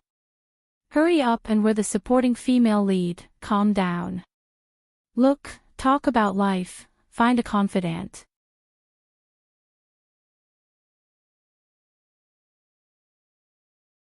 Chapter 1892. I'll need a lot of ingredients to cook later. It should be about a bowl. Tang Guo gestured the size of the bowl in front of her. Her slender finger pointed outside the window. Young Master Zhou, can you peel some garlic for me? I want a bowl. Big Sister Tang Bai, he's the Honorable Young Master Zhou. This isn't good, right? Although Young Master Zhou doesn't have much of an image in her heart. System, don't ask. It's a yes. Gu Jisi didn't hesitate at all. Just one bowl. Yes, one bowl is enough. Tang Guo saw Gu Jisi rolling up his sleeves. After rolling up his sleeves, he fastened his folding fan to his waist. Miss Guo, if you have such small matters in the future, just let me know. At this moment, Gu Jisi seemed to have forgotten his identity. Peel garlic. He was afraid that he would forget himself. He wouldn't even pour himself a cup of water. She didn't know when he became so excited about peeling garlic. He strode to the kitchen and took a clean bowl. There was a stool outside the house. He took some garlic and placed it on the stool. He placed the stool near the window so that he could sit facing Tang Guo. They could chat through the window. He placed the garlic by the window and hung it there. He took one and was about to peel it when Tang Guo said, Young Master Zhou, you can't peel it with your hands. If you peel too much, your hands will hurt. Tang Guo was about to pass him a pair of scissors. She didn't have any other intentions. She just suddenly wanted to see him peel garlic.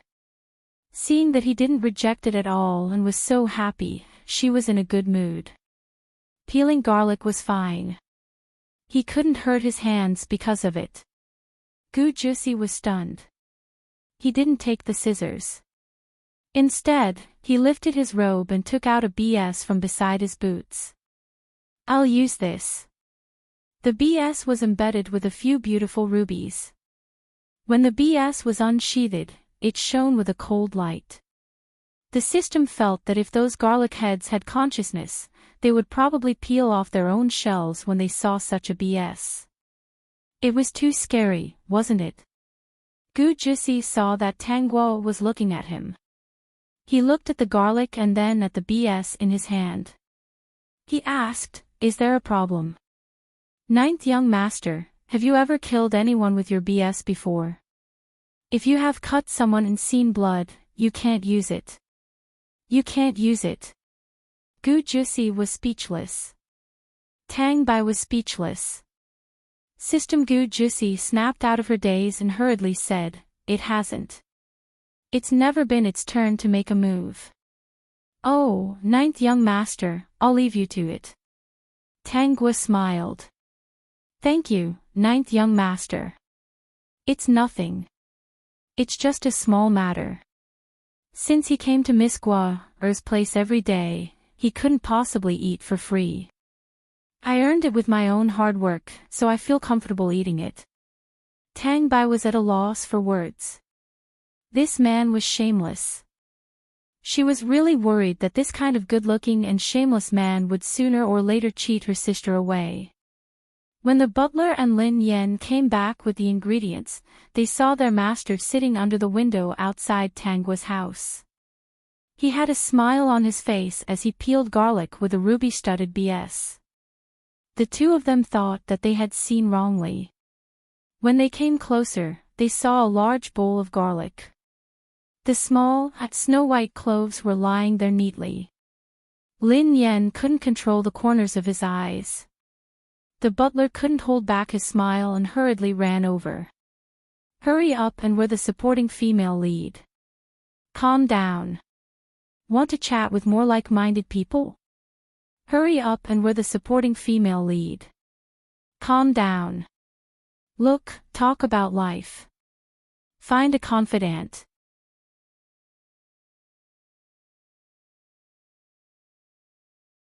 Chapter 1893.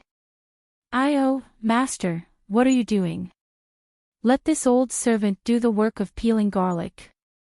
The butler had already planned to snatch the garlic from Gu Jussi's hand, but he was glared at by Gu Jussi. "Butler, go wash the vegetables with Lin Yen."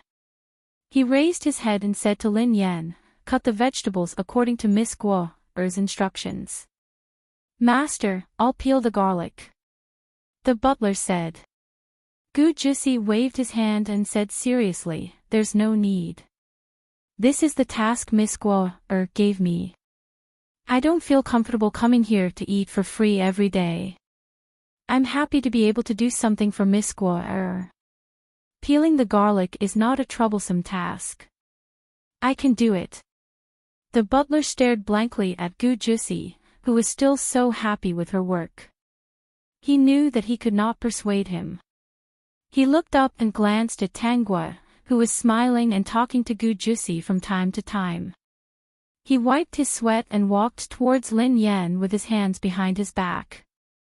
His master used to be so noble. He sat there like a rich young master.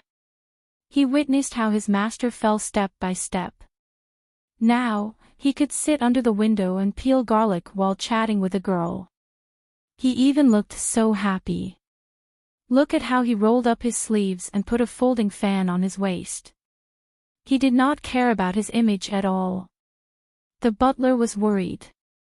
That master of his could not come back. So, he went to help Lin Yen wash the vegetables. Miss Guo's culinary skills were really good. He wanted to eat it again after eating it once.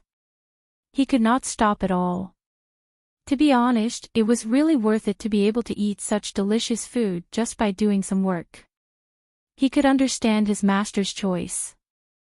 "Lin Yen, let's go. We'll go to the stream to wash the vegetables and the fruits we bought. We'll send them to Master and Miss Guo later. It's getting late. Let's get ready so that Miss Guo can cook." Lin Yen carried a basket full of ingredients without complaint. The two of them walked to the stream and washed for a while. The butler patted his head and said, "Lin Yen, go back and chop some firewood. I remember that Miss Guo's firewood has been used up." Lin Yen stood up and wiped the water away. Okay. For the sake of food, her master was even willing to peel garlic. What was chopping firewood to her? He had so much strength that he couldn't even use it all up. The assassin didn't want to play with him, and the saber hadn't been unsheathed for a long time. It was perfect for chopping firewood. When Lin Yen returned to the courtyard, he heard the sound of wood being chopped. He had a bad feeling. He pushed the door open and entered the room. Sure enough, he saw his master rolling up her silk robe. He was holding an axe and chopping firewood. "Master," Lin Yen walked to the side, "I'll come down. You'd better go back and peel the garlic. How can I let you do this kind of rough work? If word got back and your eldest and second brother found out, he would be scolded as a guard. Didn't I tell you to wash the vegetables?" Gu Jussi did not feel that there was anything wrong with chopping firewood. This was what Miss Guo had instructed him to do, so he naturally had to do it. Go back and wash the vegetables. Do you have the heart to leave the old butler alone by the stream? The veins on Lin Yan's forehead twitched. Although the butler was young, he was very skilled. Although the butler was thin, 10 strong men couldn't beat him. Young Master Joe, take a rest and have a cup of tea. Quick female supporting character, calm down. Want to chat with more like-minded people, quick female supporting character, calm down. Look, talk about life, find friends.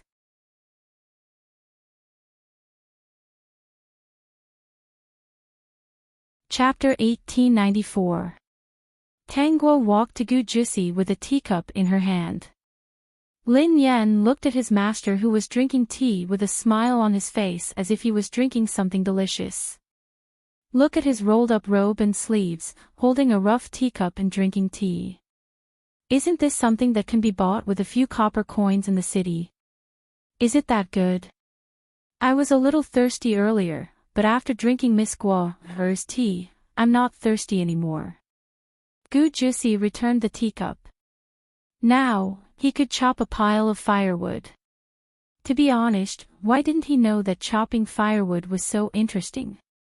As expected, coming to live in Family Tang Village was a very good choice.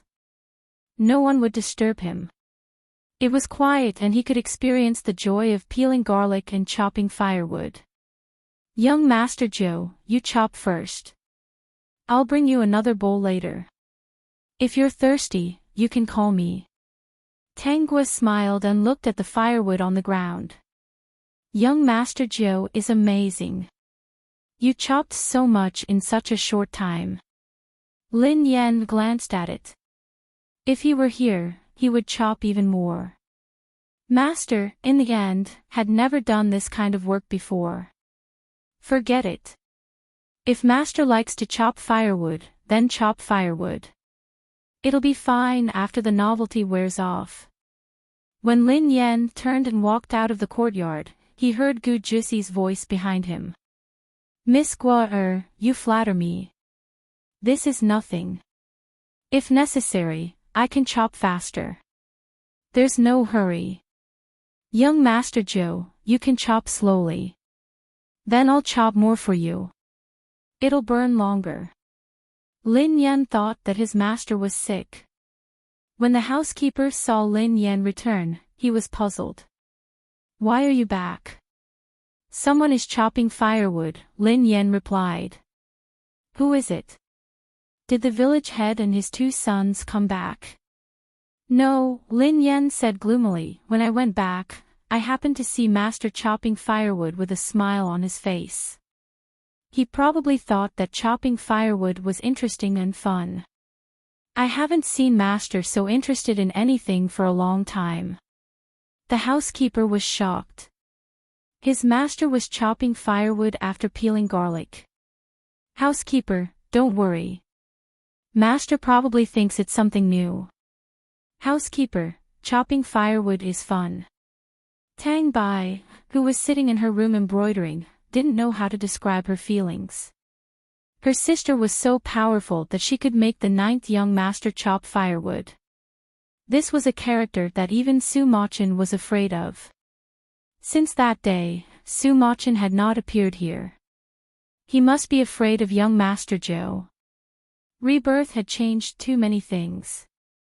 If it was in her previous life, would Su Machin have dared to destroy her family if the 9th young master had not left the village early? Tang Bai quickly shook her head and smiled. Now that everything was fine, she didn't want to recall the unhappy things of the past. Su Machin had already decided to leave the village. He really didn't expect that person to be here, the 9th young master from next door. It was also his fault for not paying attention to it. Otherwise, he would have discovered it long ago. Before he left, he definitely had to go and say goodbye. Of course, he did not say goodbye to the other party directly. Instead, he went to Tangguo's house to make it clear that he was leaving and that he had no other intentions. Thoughts? Did he dare? That day, the other party had given him a warning.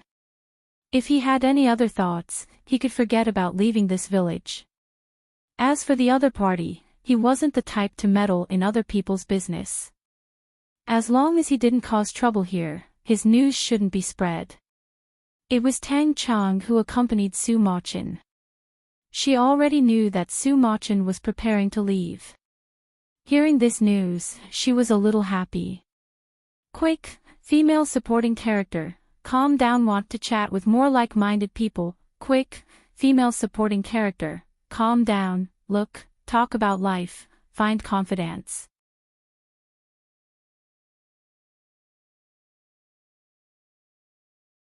Chapter 1895. Just a few days ago, the two of them expressed their feelings to each other and she agreed to leave with Su Machin. Of course, she did not tell her father about this for the time being.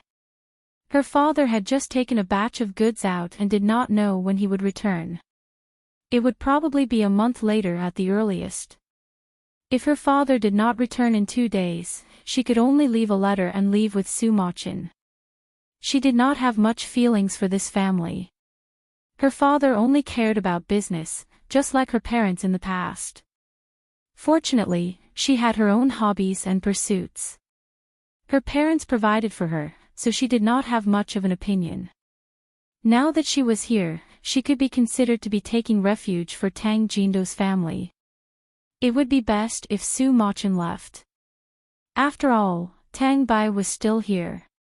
If the two of them got into a fight, who knew if it would be a tragedy? With Tang Bai's personality, she would definitely not get along with Su Machin. Su Machin was her idol, so it was better for her to take care of him herself. If he left, the village would not be in danger. When he could return in the future would depend on fate. Speaking of which, she was still a little reluctant. Whether it was Tang Guo or Tang Bai, they had gotten along very well in the past year. Tang Guo's embroidery skills were really admirable.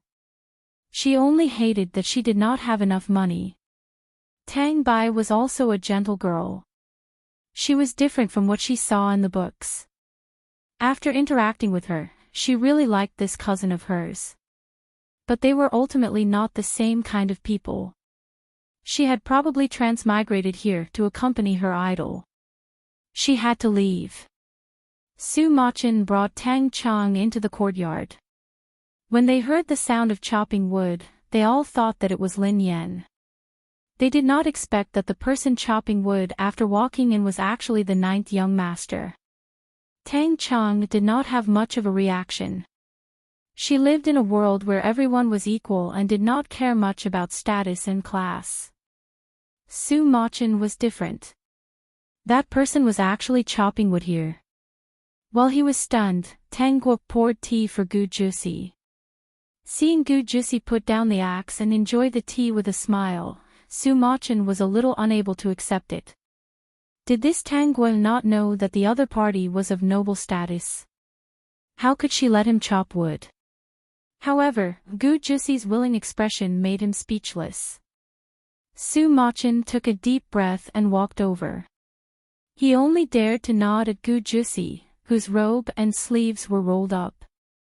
Then, he told Tang Guo that he was leaving and thanked her for taking care of him for the past year. He asked her to tell the village head that he was actually only here to tell Gu Jusi that he was leaving. He did not intend to cause trouble, nor did he have any designs on Tang Guo.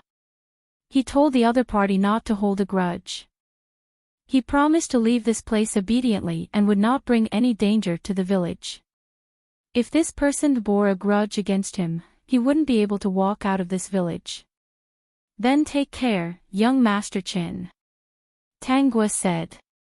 She saw Tang Bai's relieved expression, and her lips curled into a smile. Next, Tang Bai would probably agree to hire a teacher for the other party. She had long wanted to take out all the skills that Tang Bai knew. The system was such a bad woman. Hearing that Tang Chang was also leaving, Tang Bai came back to her senses. Ignoring Su Machin, she pulled Tang Chang and said, "Chang Chang, you're leaving too." Yes, I don't know how long he'll be gone. I have to go with him. Tang Bai did not let go of Tang Chong. Young Master Chin, can you go back and wait for a while? We want to talk to Chiang Chiang for a while. Su Machin naturally did not dare to refuse. There was someone who looked at him and smiled, saying that it was fine.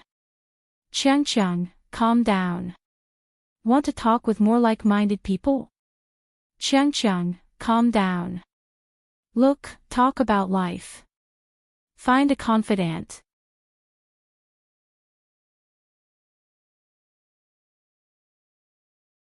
Chapter 1896. Sister Chiang Chiang, do you really want to go with that Mr. Chin? Tang Bai bit her lip, not knowing what to say. Through observation, she could vaguely guess that Tang Chong might know who Su Machin was.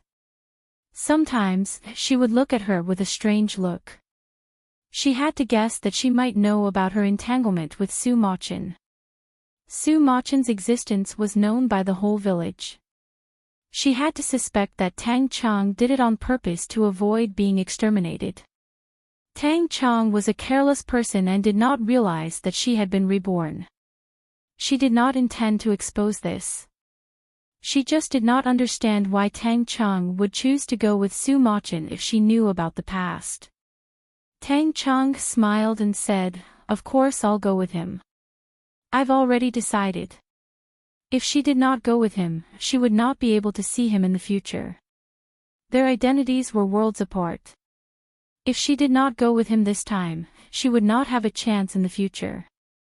There would be many battles and crises in the future. She had to face them together with her idol. Tang Bai sighed. Do you know who he is and what he will face in the future? Sister, help me talk to Sister Chiang Chiang and ask her to give up. Now that we have Tang's embroidery shop in the village, our village is better than the people in the city. We will become more and more prosperous in the future. Sister Chiang Chiang, don't you think that family Tang village is also very good? Tang Chong nodded. Family Tang village was very good. But there was no family Tang village. She was not from family Tang village. She was just a wandering ghost who had somehow drifted here and was lucky enough to meet her Prince Charming. Since Tang Bai had called him, Tang Guan naturally had to say something. Chiang Chiang, that Mr. Chen's identity is not simple. If you go with him, you don't know what will happen in the future. You probably won't leave immediately. Think about it carefully in the remaining time. Once you go, you will have no one to rely on except him. If you encounter any grievances in the future, you will have no one to talk to. Think about it. Sister Gua, I know you care about me, but I have to go this time. If there is a chance in the future, I will come back to see you. When she said there was a chance, of course, she meant when everything stabilized. At that time, it would be easy for her to come back. Before that, she did not plan to come back. Su Machin had a complicated identity and many enemies. If she really came back, she might bring misfortune to the village. Although she wasn't someone who would sacrifice herself for others, she didn't have many feelings for this place. However, she didn't want the innocent villagers to lose their lives because of her. Besides, she couldn't bear to see a master embroiderer like Tang Gua suffer. The person who could embroider that kind of legendary embroidered handkerchief should live well. In the future, when everything calmed down, she and her Prince Charming would have a happy ending. She would definitely come back and ask Tang Gua to embroider a bridal handkerchief for her. In the end, Tang Chong stubbornly left. Tang Bai's eyes were red. She wanted to pull her back, but she couldn't. Sis, how can I stop this? Even if it was a lonely soul that she did not know, she did not want him to follow in her footsteps. Su Machin was not a good person. Tang Guo raised her head and said with a smile. Everyone had their own fate, and the choices they made had their own consequences. This was Chiang Chiang's own choice, and no one could stop her. If she wanted to leave, that young Master Chin would definitely be able to take her away. I was afraid that she would be wronged and hurt in the future. No matter how great the grievances and injuries were, they were all her choices. Naturally, she had to bear them. Tang Chong was stunned and didn't say anything. Miss Gua, do you have enough firewood? Gu Jusi put the axe aside, put down his robe, and walked in. He smiled at Tang Gua. Tang Gua walked out and said, "It's enough. Young Master Zhou, let me get some water for you to wash your hands." "Thank you." Of course, Gu Jusi wouldn't refuse. After washing his hands, Tang Gua handed a handkerchief to Gu Jusi. "Young Master Zhou, wipe your hands." Gu Jusi then said, "I'll go back to wipe my hands and change my clothes. I'll wait for Miss Gua's food later." After Gu Jusi stepped into his room, he put the handkerchief into a brocade box. Miss Gua's embroidered handkerchief was clean and beautiful. It would be a waste to use it to wipe his hands.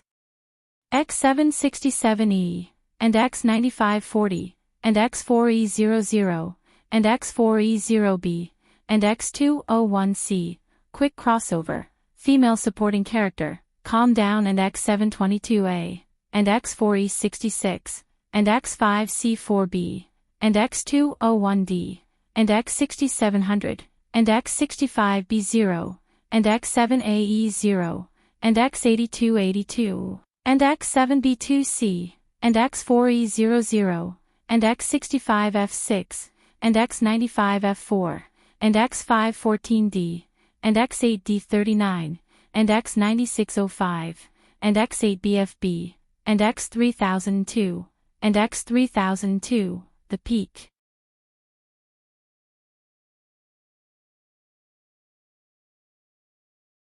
Chapter 1897. For the past 2 days, Tang Bai had been anxious. Although Tang Chong was not the original Tang Chong, they had built some feelings for each other after spending more than a year together. Actually, she liked the current Tang Chong more. Other than being too infatuated with Su Machin, she did not have many shortcomings. But her infatuation with Su Machin was something that could not be helped. "Sister, is there really no other way?" Tang Bai tried to say something. "Sister is so smart. Maybe you have a way." Tang Gua shook her head. "If Chen Chang is not willing to leave, everything is fine. If she is willing to leave, how can we stop her? Should we lock her up?" Tang Bai wanted to, but she knew Su Machin's methods. He had countless experts under him. Due to Ninth Young Master's identity, he did not dare to do anything to the villagers. But it was easy to take away Tang Chong, who was willing to leave with him. "Sister, I want to persuade her again." Tang Gua did not stop her. She just smiled and said, "Go ahead. No matter how much you persuade her, the result would be the same." Tang Bai had a knot in her heart. It was not surprising that she was so persistent. She lowered her head and looked at the pattern of the ready-made clothes. Her lips curled up slightly. It was all her choice. She just had to accept the result. Miss Gua. At some point, Gu Jusi had arrived by the window. He did not go in. He just stood by the window. From here, he could see the drawing in front of Tang Gua. When he saw the ready-made clothes drawn by Tang Gua, his eyes lit up. This set of ready-made clothes looked like it was for a man. "Miss Gua, is this a man's ready-made clothes?" Tang Gua smiled and looked up. "Yes." Gu Jusi's eyes did not move away from the paper. It looked good for a man. It looked better than what he was wearing. Especially those patterns, they looked very noble and suited him very well. Gu Jusi was tempted. The more he looked, the more he felt that this set of clothes suited him. Other than him, no one else in this world would look good in this set of clothes. "Miss Gua, when will this set of clothes be made? Did someone order it?" Gu Jusi was beating around the bush again. She looked like a good person. Tangua's lips curled into a smile. The design was just about done. There was still some time before it was finished, so it hadn't been booked yet. To make clothes, there had to be measurements. Otherwise, if they were not suitable, not to mention whether they could be sold or not, even changing them would be a troublesome matter. Gu Jusi had an idea and said, "Miss Gua, I think this set suits me very well. Can I buy the style of this set?" Although Gu Jusi knew that this was a little overbearing, he did not want to wear the same clothes as others. "System, just say that you want it. The host will definitely give it to you." "Ninth young master, I actually intended to give this dress to you. Only you can wear this style. Half of this embroidery shop belongs to you. How can you talk about buying it out? You seem to like it a lot, so I'm relieved." Gu Jusi was speechless when she heard Tangua's words. Although he was happy, there was also an indescribable feeling in his heart. What kind of feeling was that? Perhaps he was very happy. Then, Tangua heard Gu Jusi report her measurements incoherently. Tangua almost could not hold back and laughed out loud. "Ninth young master, I'm afraid you've reported too little. How could this be? I just measured it a month ago. X767E, and X9540, and X4E00, and X4E0B, and X201C, quick crossover, female supporting character, calm down, and X722A, and X4E66, and X5C4B, and X201D, and X6700, and X65B0, and X7AE0, and X8282, and X7B2C, and X4E00, and X65F6, and X95F4, and X514D, and X8D39, and X9605, and X8BFB, and X3002, and X3002, peak.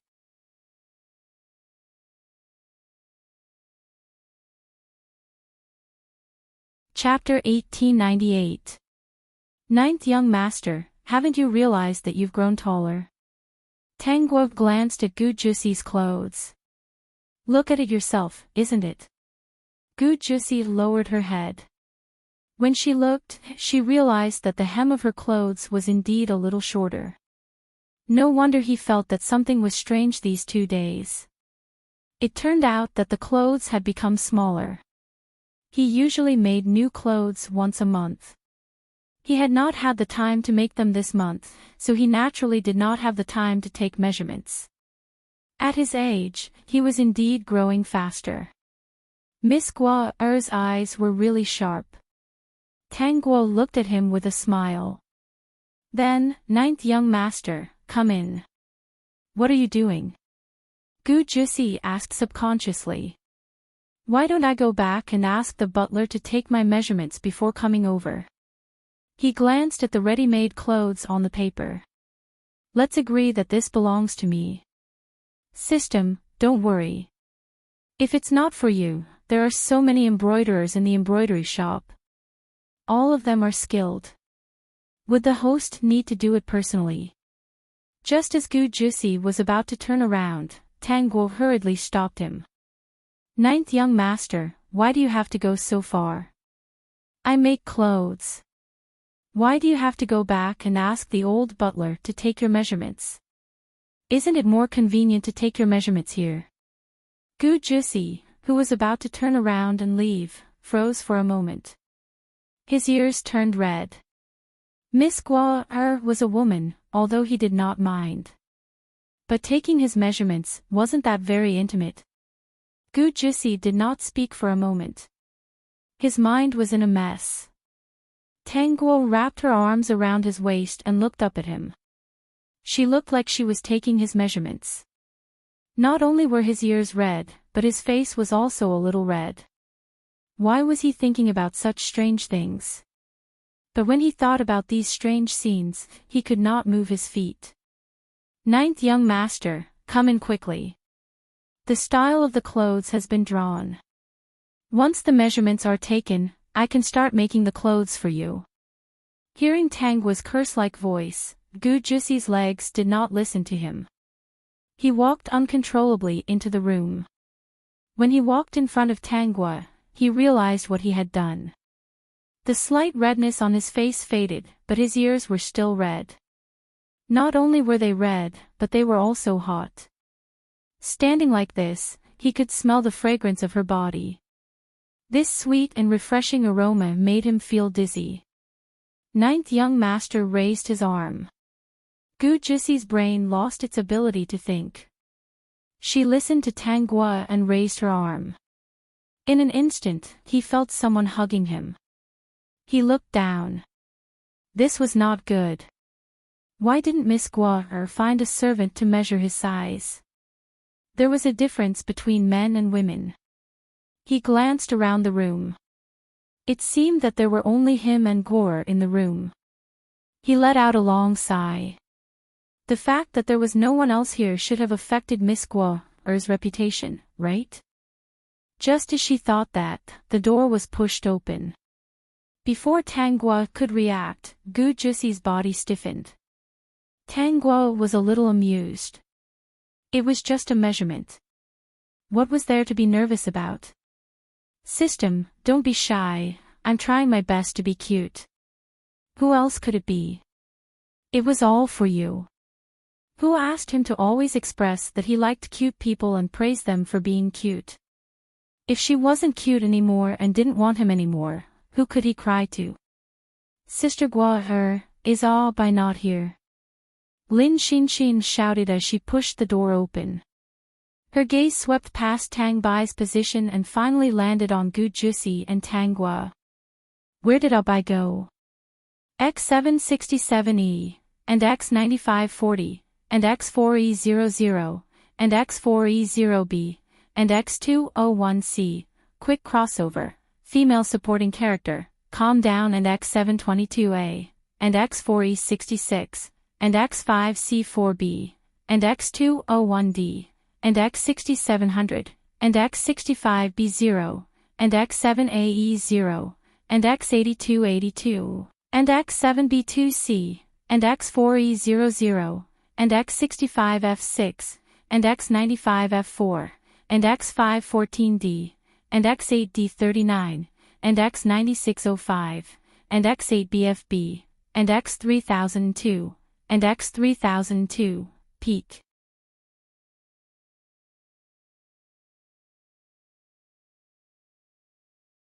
Chapter 1899. Gu Jussi's body stiffened and he couldn't speak. Gua was hugging his waist.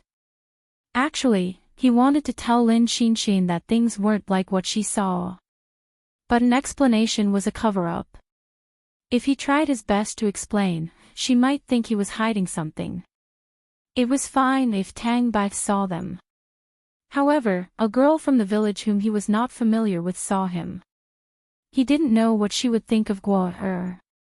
I wanted to ask Abai to embroider a handkerchief for me. Lin Xinxin looked regretful and didn't care at all. Tangua measured Gu Jussi's size. Sister Gua, when will Abai come back? Tangua turned around and said, come back later. You'll be back soon. Is that so? Lin Xinxin finally saw Gu Jussi. She wasn't afraid of such a mysterious and noble man. Young Master Zhou was here too. Gu Jussi's face stiffened and he nodded. When he saw Lin Xinxin's gaze, he didn't know what was wrong with him, but he immediately said, I can take responsibility. Lin Xinxin, responsibility? What responsibility? Tangua, ? System, ha ha ha ha, I'm laughing so hard. After Gu Jussi said that, he relaxed and his face became serious. Miss Lin, I'll marry Miss Gua.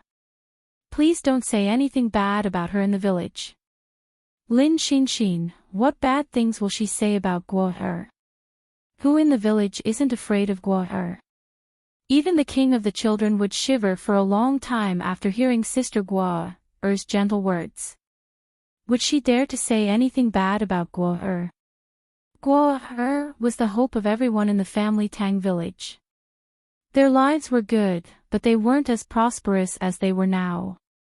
After Guo-er's embroidery shop, the village had nice houses and they could eat meat for every meal.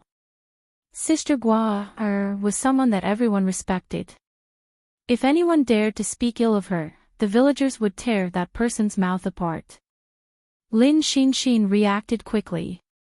Gu Jusi wanted to marry Tang Guo.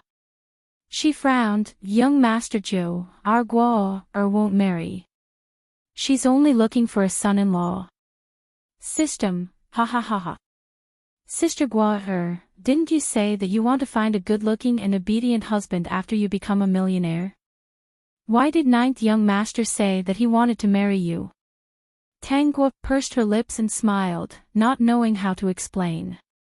She was caught off guard by Gu Jusi's sudden request to take responsibility. System, that's enough, stop pretending. What do you mean by being caught off guard? If you didn't start flirting, would I not have been able to hold myself back? He even flirted with her for no reason. Who could stand it? Ninth young master, with your noble status, I'm sure you don't want to marry into Sister Guo-er's family, right? Lin Xinxin walked to Tang Guo and said with a smile, then I advise you not to provoke our Sister Guo-er. The strong lads in the village knew that Sister Guo-er liked obedient, good-looking, and knowledgeable men. Now that they had all entered the academy and were studying seriously, they didn't go out to fool around.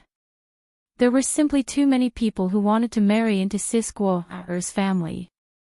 Sister Guo-er was the world's #1 embroiderer, and she was also known as the embroiderer's master.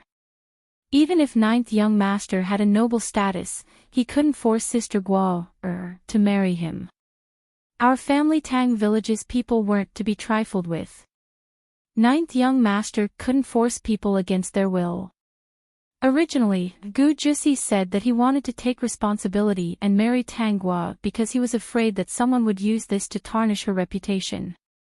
X767E, and X9540, and X4E00, and X4E0B, and X201C, quick crossover, female supporting character, calm down, and X722A, and X4E66, and X5C4B, and X201D, and X6700, and X65B0, and X7AE0, and X8282, and X7B2C, and X4E00, and X65F6, and X95F4, and X514D, and X8D39, and X9605, and X8BFB, and X3002, and X3002.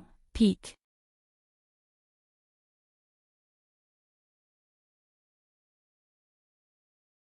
Chapter 1900. Now, he heard from Lin Xinxin that all the strong men in the village were seriously changing themselves to become knowledgeable and good-looking because of Tang Guo's requirements. He was so anxious that he blurted out, I can marry into her family too. Tang Guo looked at Gu Jusi in surprise. Gu Jusi panicked and straightened his back. Seriously, I can marry into her family too. Besides, no matter how the strong men in the village raise me, they can't raise me to be as good-looking as I am. No matter how educated they are, they can't compare to me who started memorizing poems when I was 2 years old. I don't dare to say that I'm the most knowledgeable in the world, but I can say that I'm very knowledgeable. Young Master Zhou, do you really want to marry into her family? Lin Xinxin was completely curious. She sized up Gu Jusi and nodded. Young Master Zhou is indeed the most good-looking man I've ever seen. The rough men in our village can't compare to you. If you're sincere to Sister Guo-er and are willing to marry into her family, you can marry into her family too. Lin Xinxin's words made Gu Jusi speechless. He had completely lost his composure just now. Lin Xinxin was clearly a village girl. Why couldn't he control himself and blurt out all kinds of nonsense? Gu Jusi was annoyed. It was really embarrassing.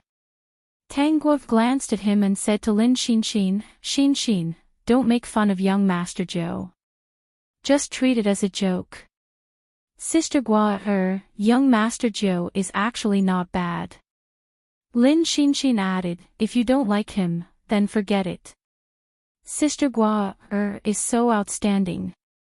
In the future, there will be many young, outstanding, and good-looking men who are willing to marry into the Tang family. Lin Xinxin's words made Gu Jusi unable to hold back. Miss Guo, I'm serious. I'm not joking. If you like me, I'm willing to marry into your family. After saying this, Gu Jusi felt a little more at ease.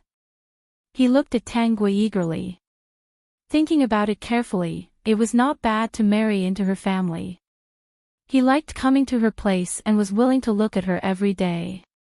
When he was taking measurements, his mind was filled with her. When he thought of those ambiguous scenes, something seemed to flow through his heart. It was warm. Gu Jusi's mind was clear this time. So he liked to come here because he liked to be with Miss Guo. He blinked and repeated himself with a rather proud tone.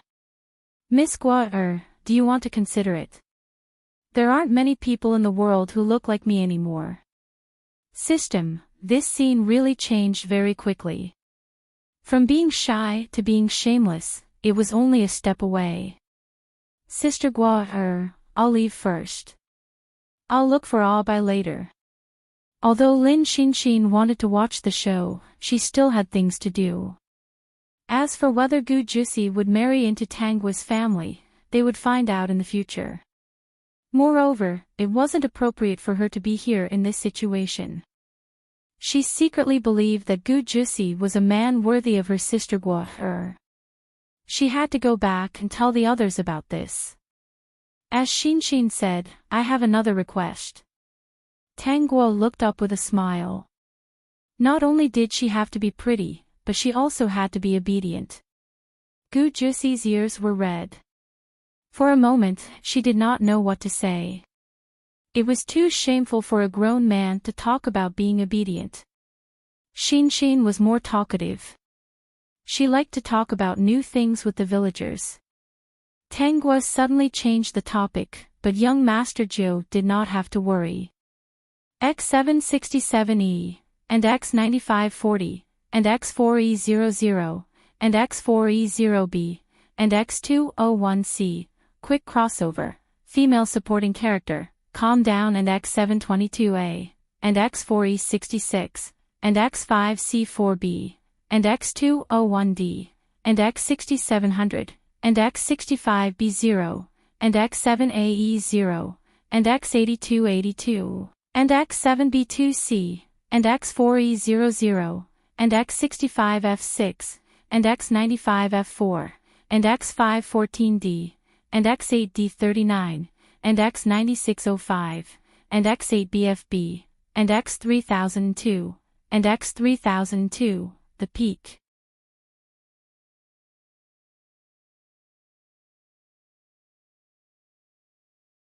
Chapter 1901. I'm the boss of the embroidery house. Even if the villagers know something, they won't dare to talk about it openly. Gu Jusi frowned. Does that mean they'll talk about it secretly?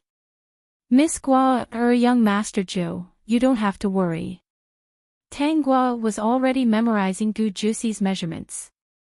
Gu Jusi followed behind her and smelled the fragrance from her hair. Thinking about how they had been together for so long, his attention was actually attracted to her. It was just that he didn't know, and he didn't realize, that his mind had always been on her. Miss Guo, if you don't mind, I'll listen to you in the future. I'll do whatever you say. After Gu Jusi thought it through, he said these words openly. He even ran in front of Tang Guo. Look, there aren't many people who are as good-looking, obedient, and knowledgeable as me, right? Not only do I know how to greet people, but I also know how to draw.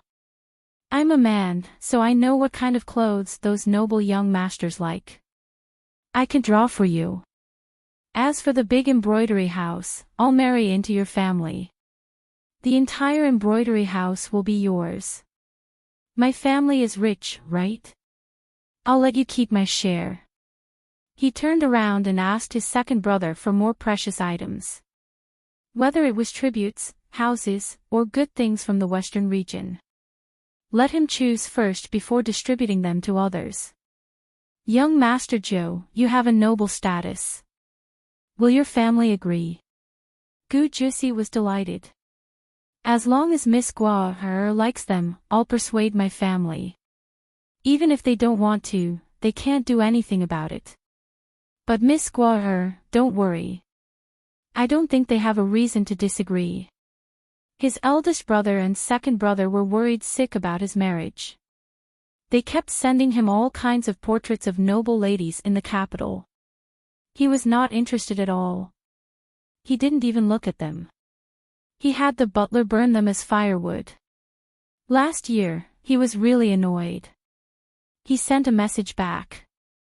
If they dared to send portraits of girls again, he would go to the temple and become a monk. After this, his eldest brother and second brother sent him letters. Although they nagged, they didn't force him to find a girl. Now that he had a girl he liked, his eldest brother and second brother should be very happy. They would definitely be satisfied with this girl. As for marrying into their family, they shouldn't mind.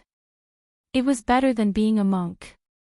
Ninth young master, are you only considering my reputation, or is there some other reason why you're willing to marry into our family? Although Gu Jusi was a little embarrassed, she still thickened her skin and whispered, Guo, I like it when I'm with you. I like it very much. After a pause, he added, do you agree? If you agree, don't call me ninth young master in the future. It's too distant. Just call me a Zhou. Big brother and second brother called him Xiao Zhou, and the girl he liked called him Ah Zhou. Thinking about being called Ah Zhou by her, he felt extremely sweet in his heart. Previously, he had always felt that living in this world, there was everything, but something was missing. He tried his best to find something that he liked.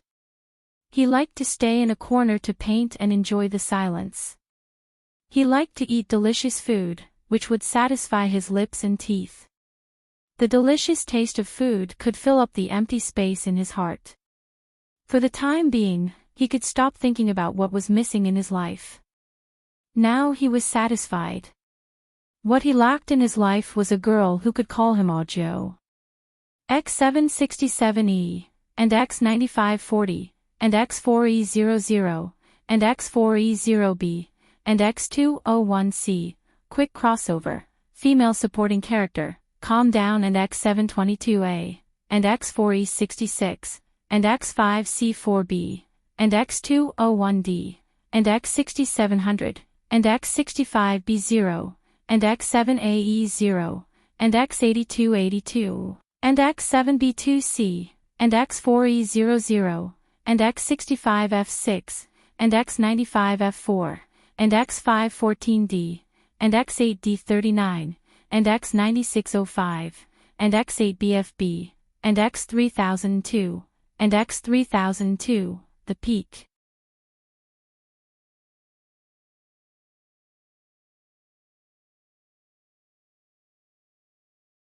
Chapter 1902. Gu Jusi looked at Tangua's seriously, waiting for an answer. The smile on Tangua's lips widened. She called out softly, "Okay, Ajo." Gu Jusi couldn't describe his feelings at this moment. He only felt that the blood in his body was warm, as if it was about to burst out. He almost couldn't control himself and hugged her. Fortunately, he controlled himself in the end. He already understood why he kept the handkerchief she embroidered and couldn't bear to use the one she gave him to wipe his hands. After expressing his feelings, Gu Jusi looked at Tanguo very straightforwardly, seriously, and brightly. Anyone who was looked at with such sincere and focused eyes would be moved. Because it was too sincere, so sincere that it could warm people's hearts. When Tang Bai came back after failing to persuade Tang Chang, she saw Gu Jusi holding several beautiful hairpins in her hands. She handed them to Tang Gua. I don't know what you like, Gua so I brought them all. There are gold hairpins, jade hairpins, and even gold inlaid with jade. These earrings are from the western regions. The colors are bright and they suit you very well. He went back to find these things just now. After expressing his feelings, he remembered that Tang Guo once said that she wanted to earn money to buy silk clothes, gold head ornaments, jewelry, and so on. Then, he couldn't wait to go back. He dragged the butler and Lin Yan around the entire house to look for things that girls liked. When he left, these things were prepared for him by his second brother. He said that if he met a girl he liked in the future, he would give them to her. Previously, he scoffed at them. Now, he was grateful to his slightly perverted second brother. Tang Bai frowned. What was going on? She had only been out for 2 hours. Who could find her? What terrible things had happened here? Why did that Gu Jusi look even more shameless? He held a pile of precious jewelry and presented it to her sister. He even called her sister's name, Gua It was so intimate. This Gu Jusi was a lecher.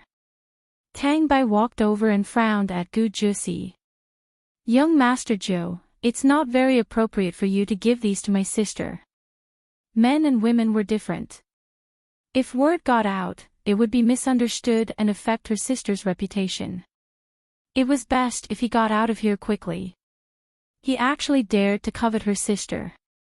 This kind of rich young master was the most dangerous. She would not allow anyone to hurt her sister. Bai was back. Gu Jusi glanced at the jewelry in front of her. You should pick one too. Ninth young master, please call me Miss Bai or second Miss Tang.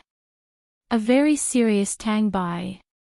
Gu Jusi looked at Tang Gua eagerly and said, Bai, don't misunderstand. Gua and I are already engaged.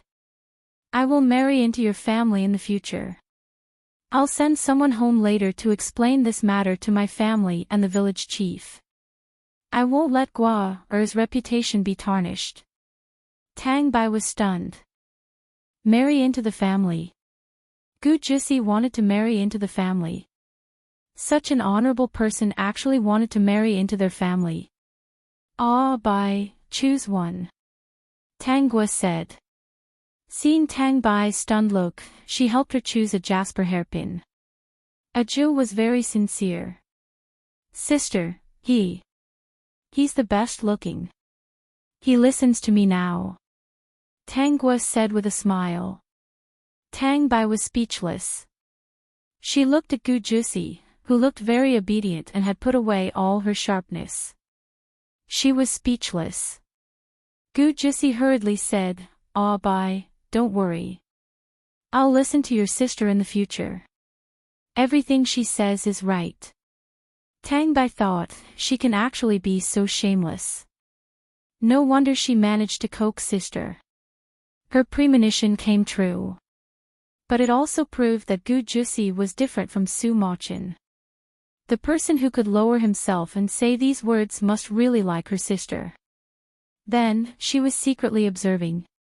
If you don't treat sister well and dare to bully her, I'll chase you out of the house with a broom. Gu Jusi had a smile on her face. She thought to herself, it's easier to invite a god than to send him away. In the future, he would be Gua's man. Lin Xin, that little girl, would definitely spread the news of him marrying into the family throughout the village.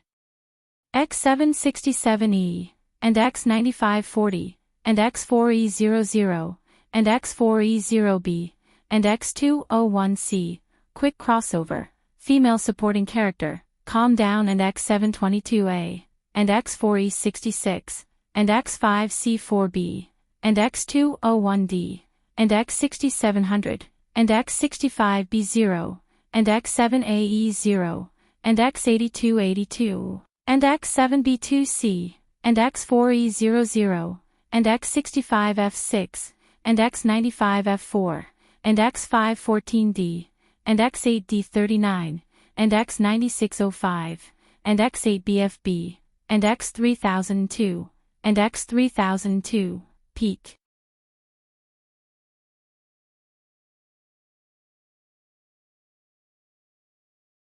Chapter 1903. Gu Jusi was right. That afternoon, the news that he was going to marry into Tanggua's family was spread throughout the village by Lin Xinshin. Throughout the afternoon, many people came to Tanggua's house one after another. They all came to ask Tanggua if this was true. If it was true, then their children would have no chance at all. There was no justice in this world. You, Gu Jusi, are so good-looking, well-educated, and have such a good family background. Isn't it good to marry 8 or 10 wives and enjoy the happiness of having multiple wives? Why do you have to marry into our family? Yes, Aju will marry into our family in the future. Tanggua replied with a smile. Auntie Li's words in the village made Auntie Li return in disappointment. Tanggua was the boss of the embroidery shop. Even if she was unwilling, what could she do? All the villagers respected Tanggua from the bottom of their hearts. They couldn't blame her just because she hired someone who wasn't from their family. Disappointment was disappointment, but there was nothing they could do about it. When Gu Jusi stood beside Tanggua, they were really a good match. The man was handsome, and the woman was pretty. Not to mention in the village, even in the city, there was probably no one more suitable than Gu Jusi. That's right, Aju has already sent someone back to tell his family about our matter. It shouldn't take long for news to arrive. I'm very satisfied. He's good-looking, and he said that he'll listen to me in the future. Aju said that in this world, there are very few people who are as good-looking and knowledgeable as him. I think it makes sense. My father. Aju is so outstanding, and he's still willing to marry into our family. He won't object. He might even be very happy. Don't worry, why would he bully me? In the future, he'll marry into our family. There are so many people in our village. Gu Jusi sat obediently at the side and watched Tanggua deal with the warm-hearted people in the village. They all came to ask about the truth of this matter. At the same time, they were also worried that with his noble status, Tanggua would be at a disadvantage. These people were all for the good of Tanggua, so Gu Jusi could only sit obediently and not say anything. If anyone asked him, he would say that he would listen to everything Tanggua said in the future. He thought the same in his heart. Was there anything wrong with listening to her? Would it cause any trouble in his life? None of them. Hearing her words, he was actually very happy and satisfied. Tang Bai had been observing Gu Jusi and noticed that he was not impatient at all. He had no ill intentions towards the villagers. When Tanggua was talking, he sat obediently at the side and maintained a smile the whole time. When someone greeted him, he nodded. Someone came over and carefully asked him why he made such a choice. He said that he liked to be with Gua and was willing to listen to her. There was no difference between marrying into her family and marrying her. He even said that he liked the life here. The mountains were green, the water was clear, and it was far away from the hustle and bustle. It was a good place to live. As expected of a person who learned how to please others. With just a few words, the villagers were all smiles and had a much better impression of him. Seeing Gu Jusi lowering herself like this, Tang Bai felt more at ease. Although she had met a scourge who brought disaster to her family in her previous life, it did not mean that all men in this world were bad. Didn't that include her father and 3 elder brothers? Based on the current situation, Gu Jusi was a good man. In short, she would keep an eye on him. In the evening, Tang Jindo finally came back. X767E, and X9540, and X4E00, and X4E0B, and X201C, quick crossover, female supporting character, calm down, and X722A, and X4E66, and X5C4B, and X201D, and X6700, and X65B0, and X7AE0, and X8282, and X7B2C, and X4E00, and X65F6, and X95F4, and X514D, and X8D39, and X9605, and X8BFB, and X3002, and X3002, the peak.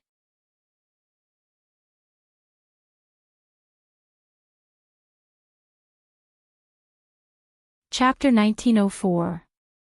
This time, Tang's eldest brother, Tang Chongqing, second brother, Tang Chongchun, and third brother, Tang Chongqing, were all back.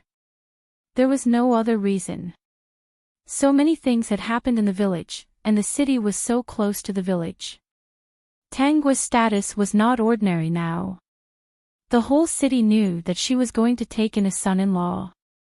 Gu Jisi wanted to marry into the family, and Lin Xinxin, that blabbermouth, spread the news. It would be strange if they did not know. Even the county magistrate and his wife knew. When the four of them came back, Gu Jisi was still not home. Now that he understood his feelings, he did not want to stay in the house every day. So when he saw Tang Jindo come back with two tall and strong men and a handsome young man, he was stunned. Then he quickly stood up and moved to Tang's side. Tang Jindo smiled and cupped his hands in greeting. Ninth young master. Gu Jisi quickly said, Village chief, you can call me Little Joe. Tang Jindo, are you feeling guilty because you kidnapped his daughter? System, what do you mean by kidnapped your daughter? It's clearly your daughter who kidnapped him. Daddy wants to talk to ninth young master. Can you and Bai go out and play first? Tang Jindo was not an ignorant person. He knew that Tang Guo was going to take in a son-in-law, and he agreed. But he did not expect that the person being taken in would be Gu Jisi. If it was in the past, he would not have believed it. Tang Guo nodded. Daddy, brothers, don't bully him. Let's talk. When Tang Jindo heard this, he understood. His daughter really liked Gu Jisi. Alright, then he would be polite and not hit him. He would just ask Gu Jisi what his plans were. After all, this was a big matter. That night, Tang Jindo brought his three sons and locked Gu Jisi in the room. No one knew what they talked about. Other than Gu Jisi, no one knew what kind of unbelievable things a young man like him had experienced. When they came out together, Tang Jindo was full of smiles. His brothers were also very satisfied. Gu Jisi's lips were a bit dry. After talking so much, he was really thirsty. Ever since he was born, he had been a noble person. Who would dare to ask him so many questions at once? He even had to answer them carefully. In order to be with the girl he loved, he really worked hard. Finally, he managed to settle his future father-in-law and three brothers-in-law.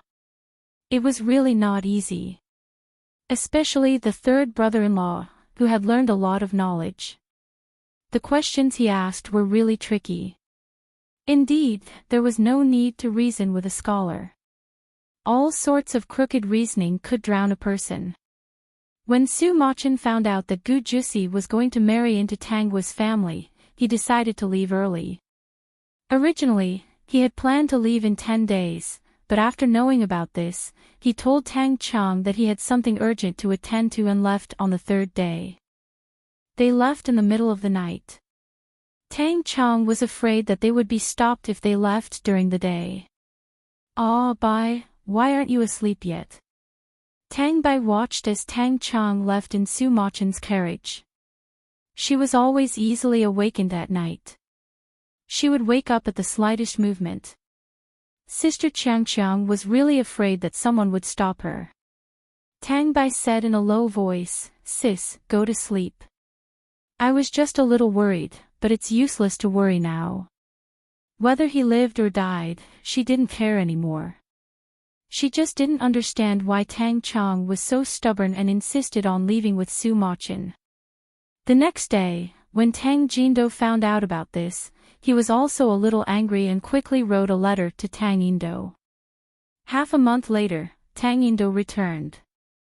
X767E, and X9540, and X4E00, and X4E0B, and X201C, quick crossover, female supporting character, calm down, and X722A, and X4E66, and X5C4B, and X201D, and X6700, and X65B0, and X7AE0, and X8282, and X7B2C, and X4E00, and X65F6, and X95F4, and X514D, and X8D39, and X9605, and X8BFB, and X3002, and X3002, the peak. You're tuning into the LoveLore Library YouTube channel.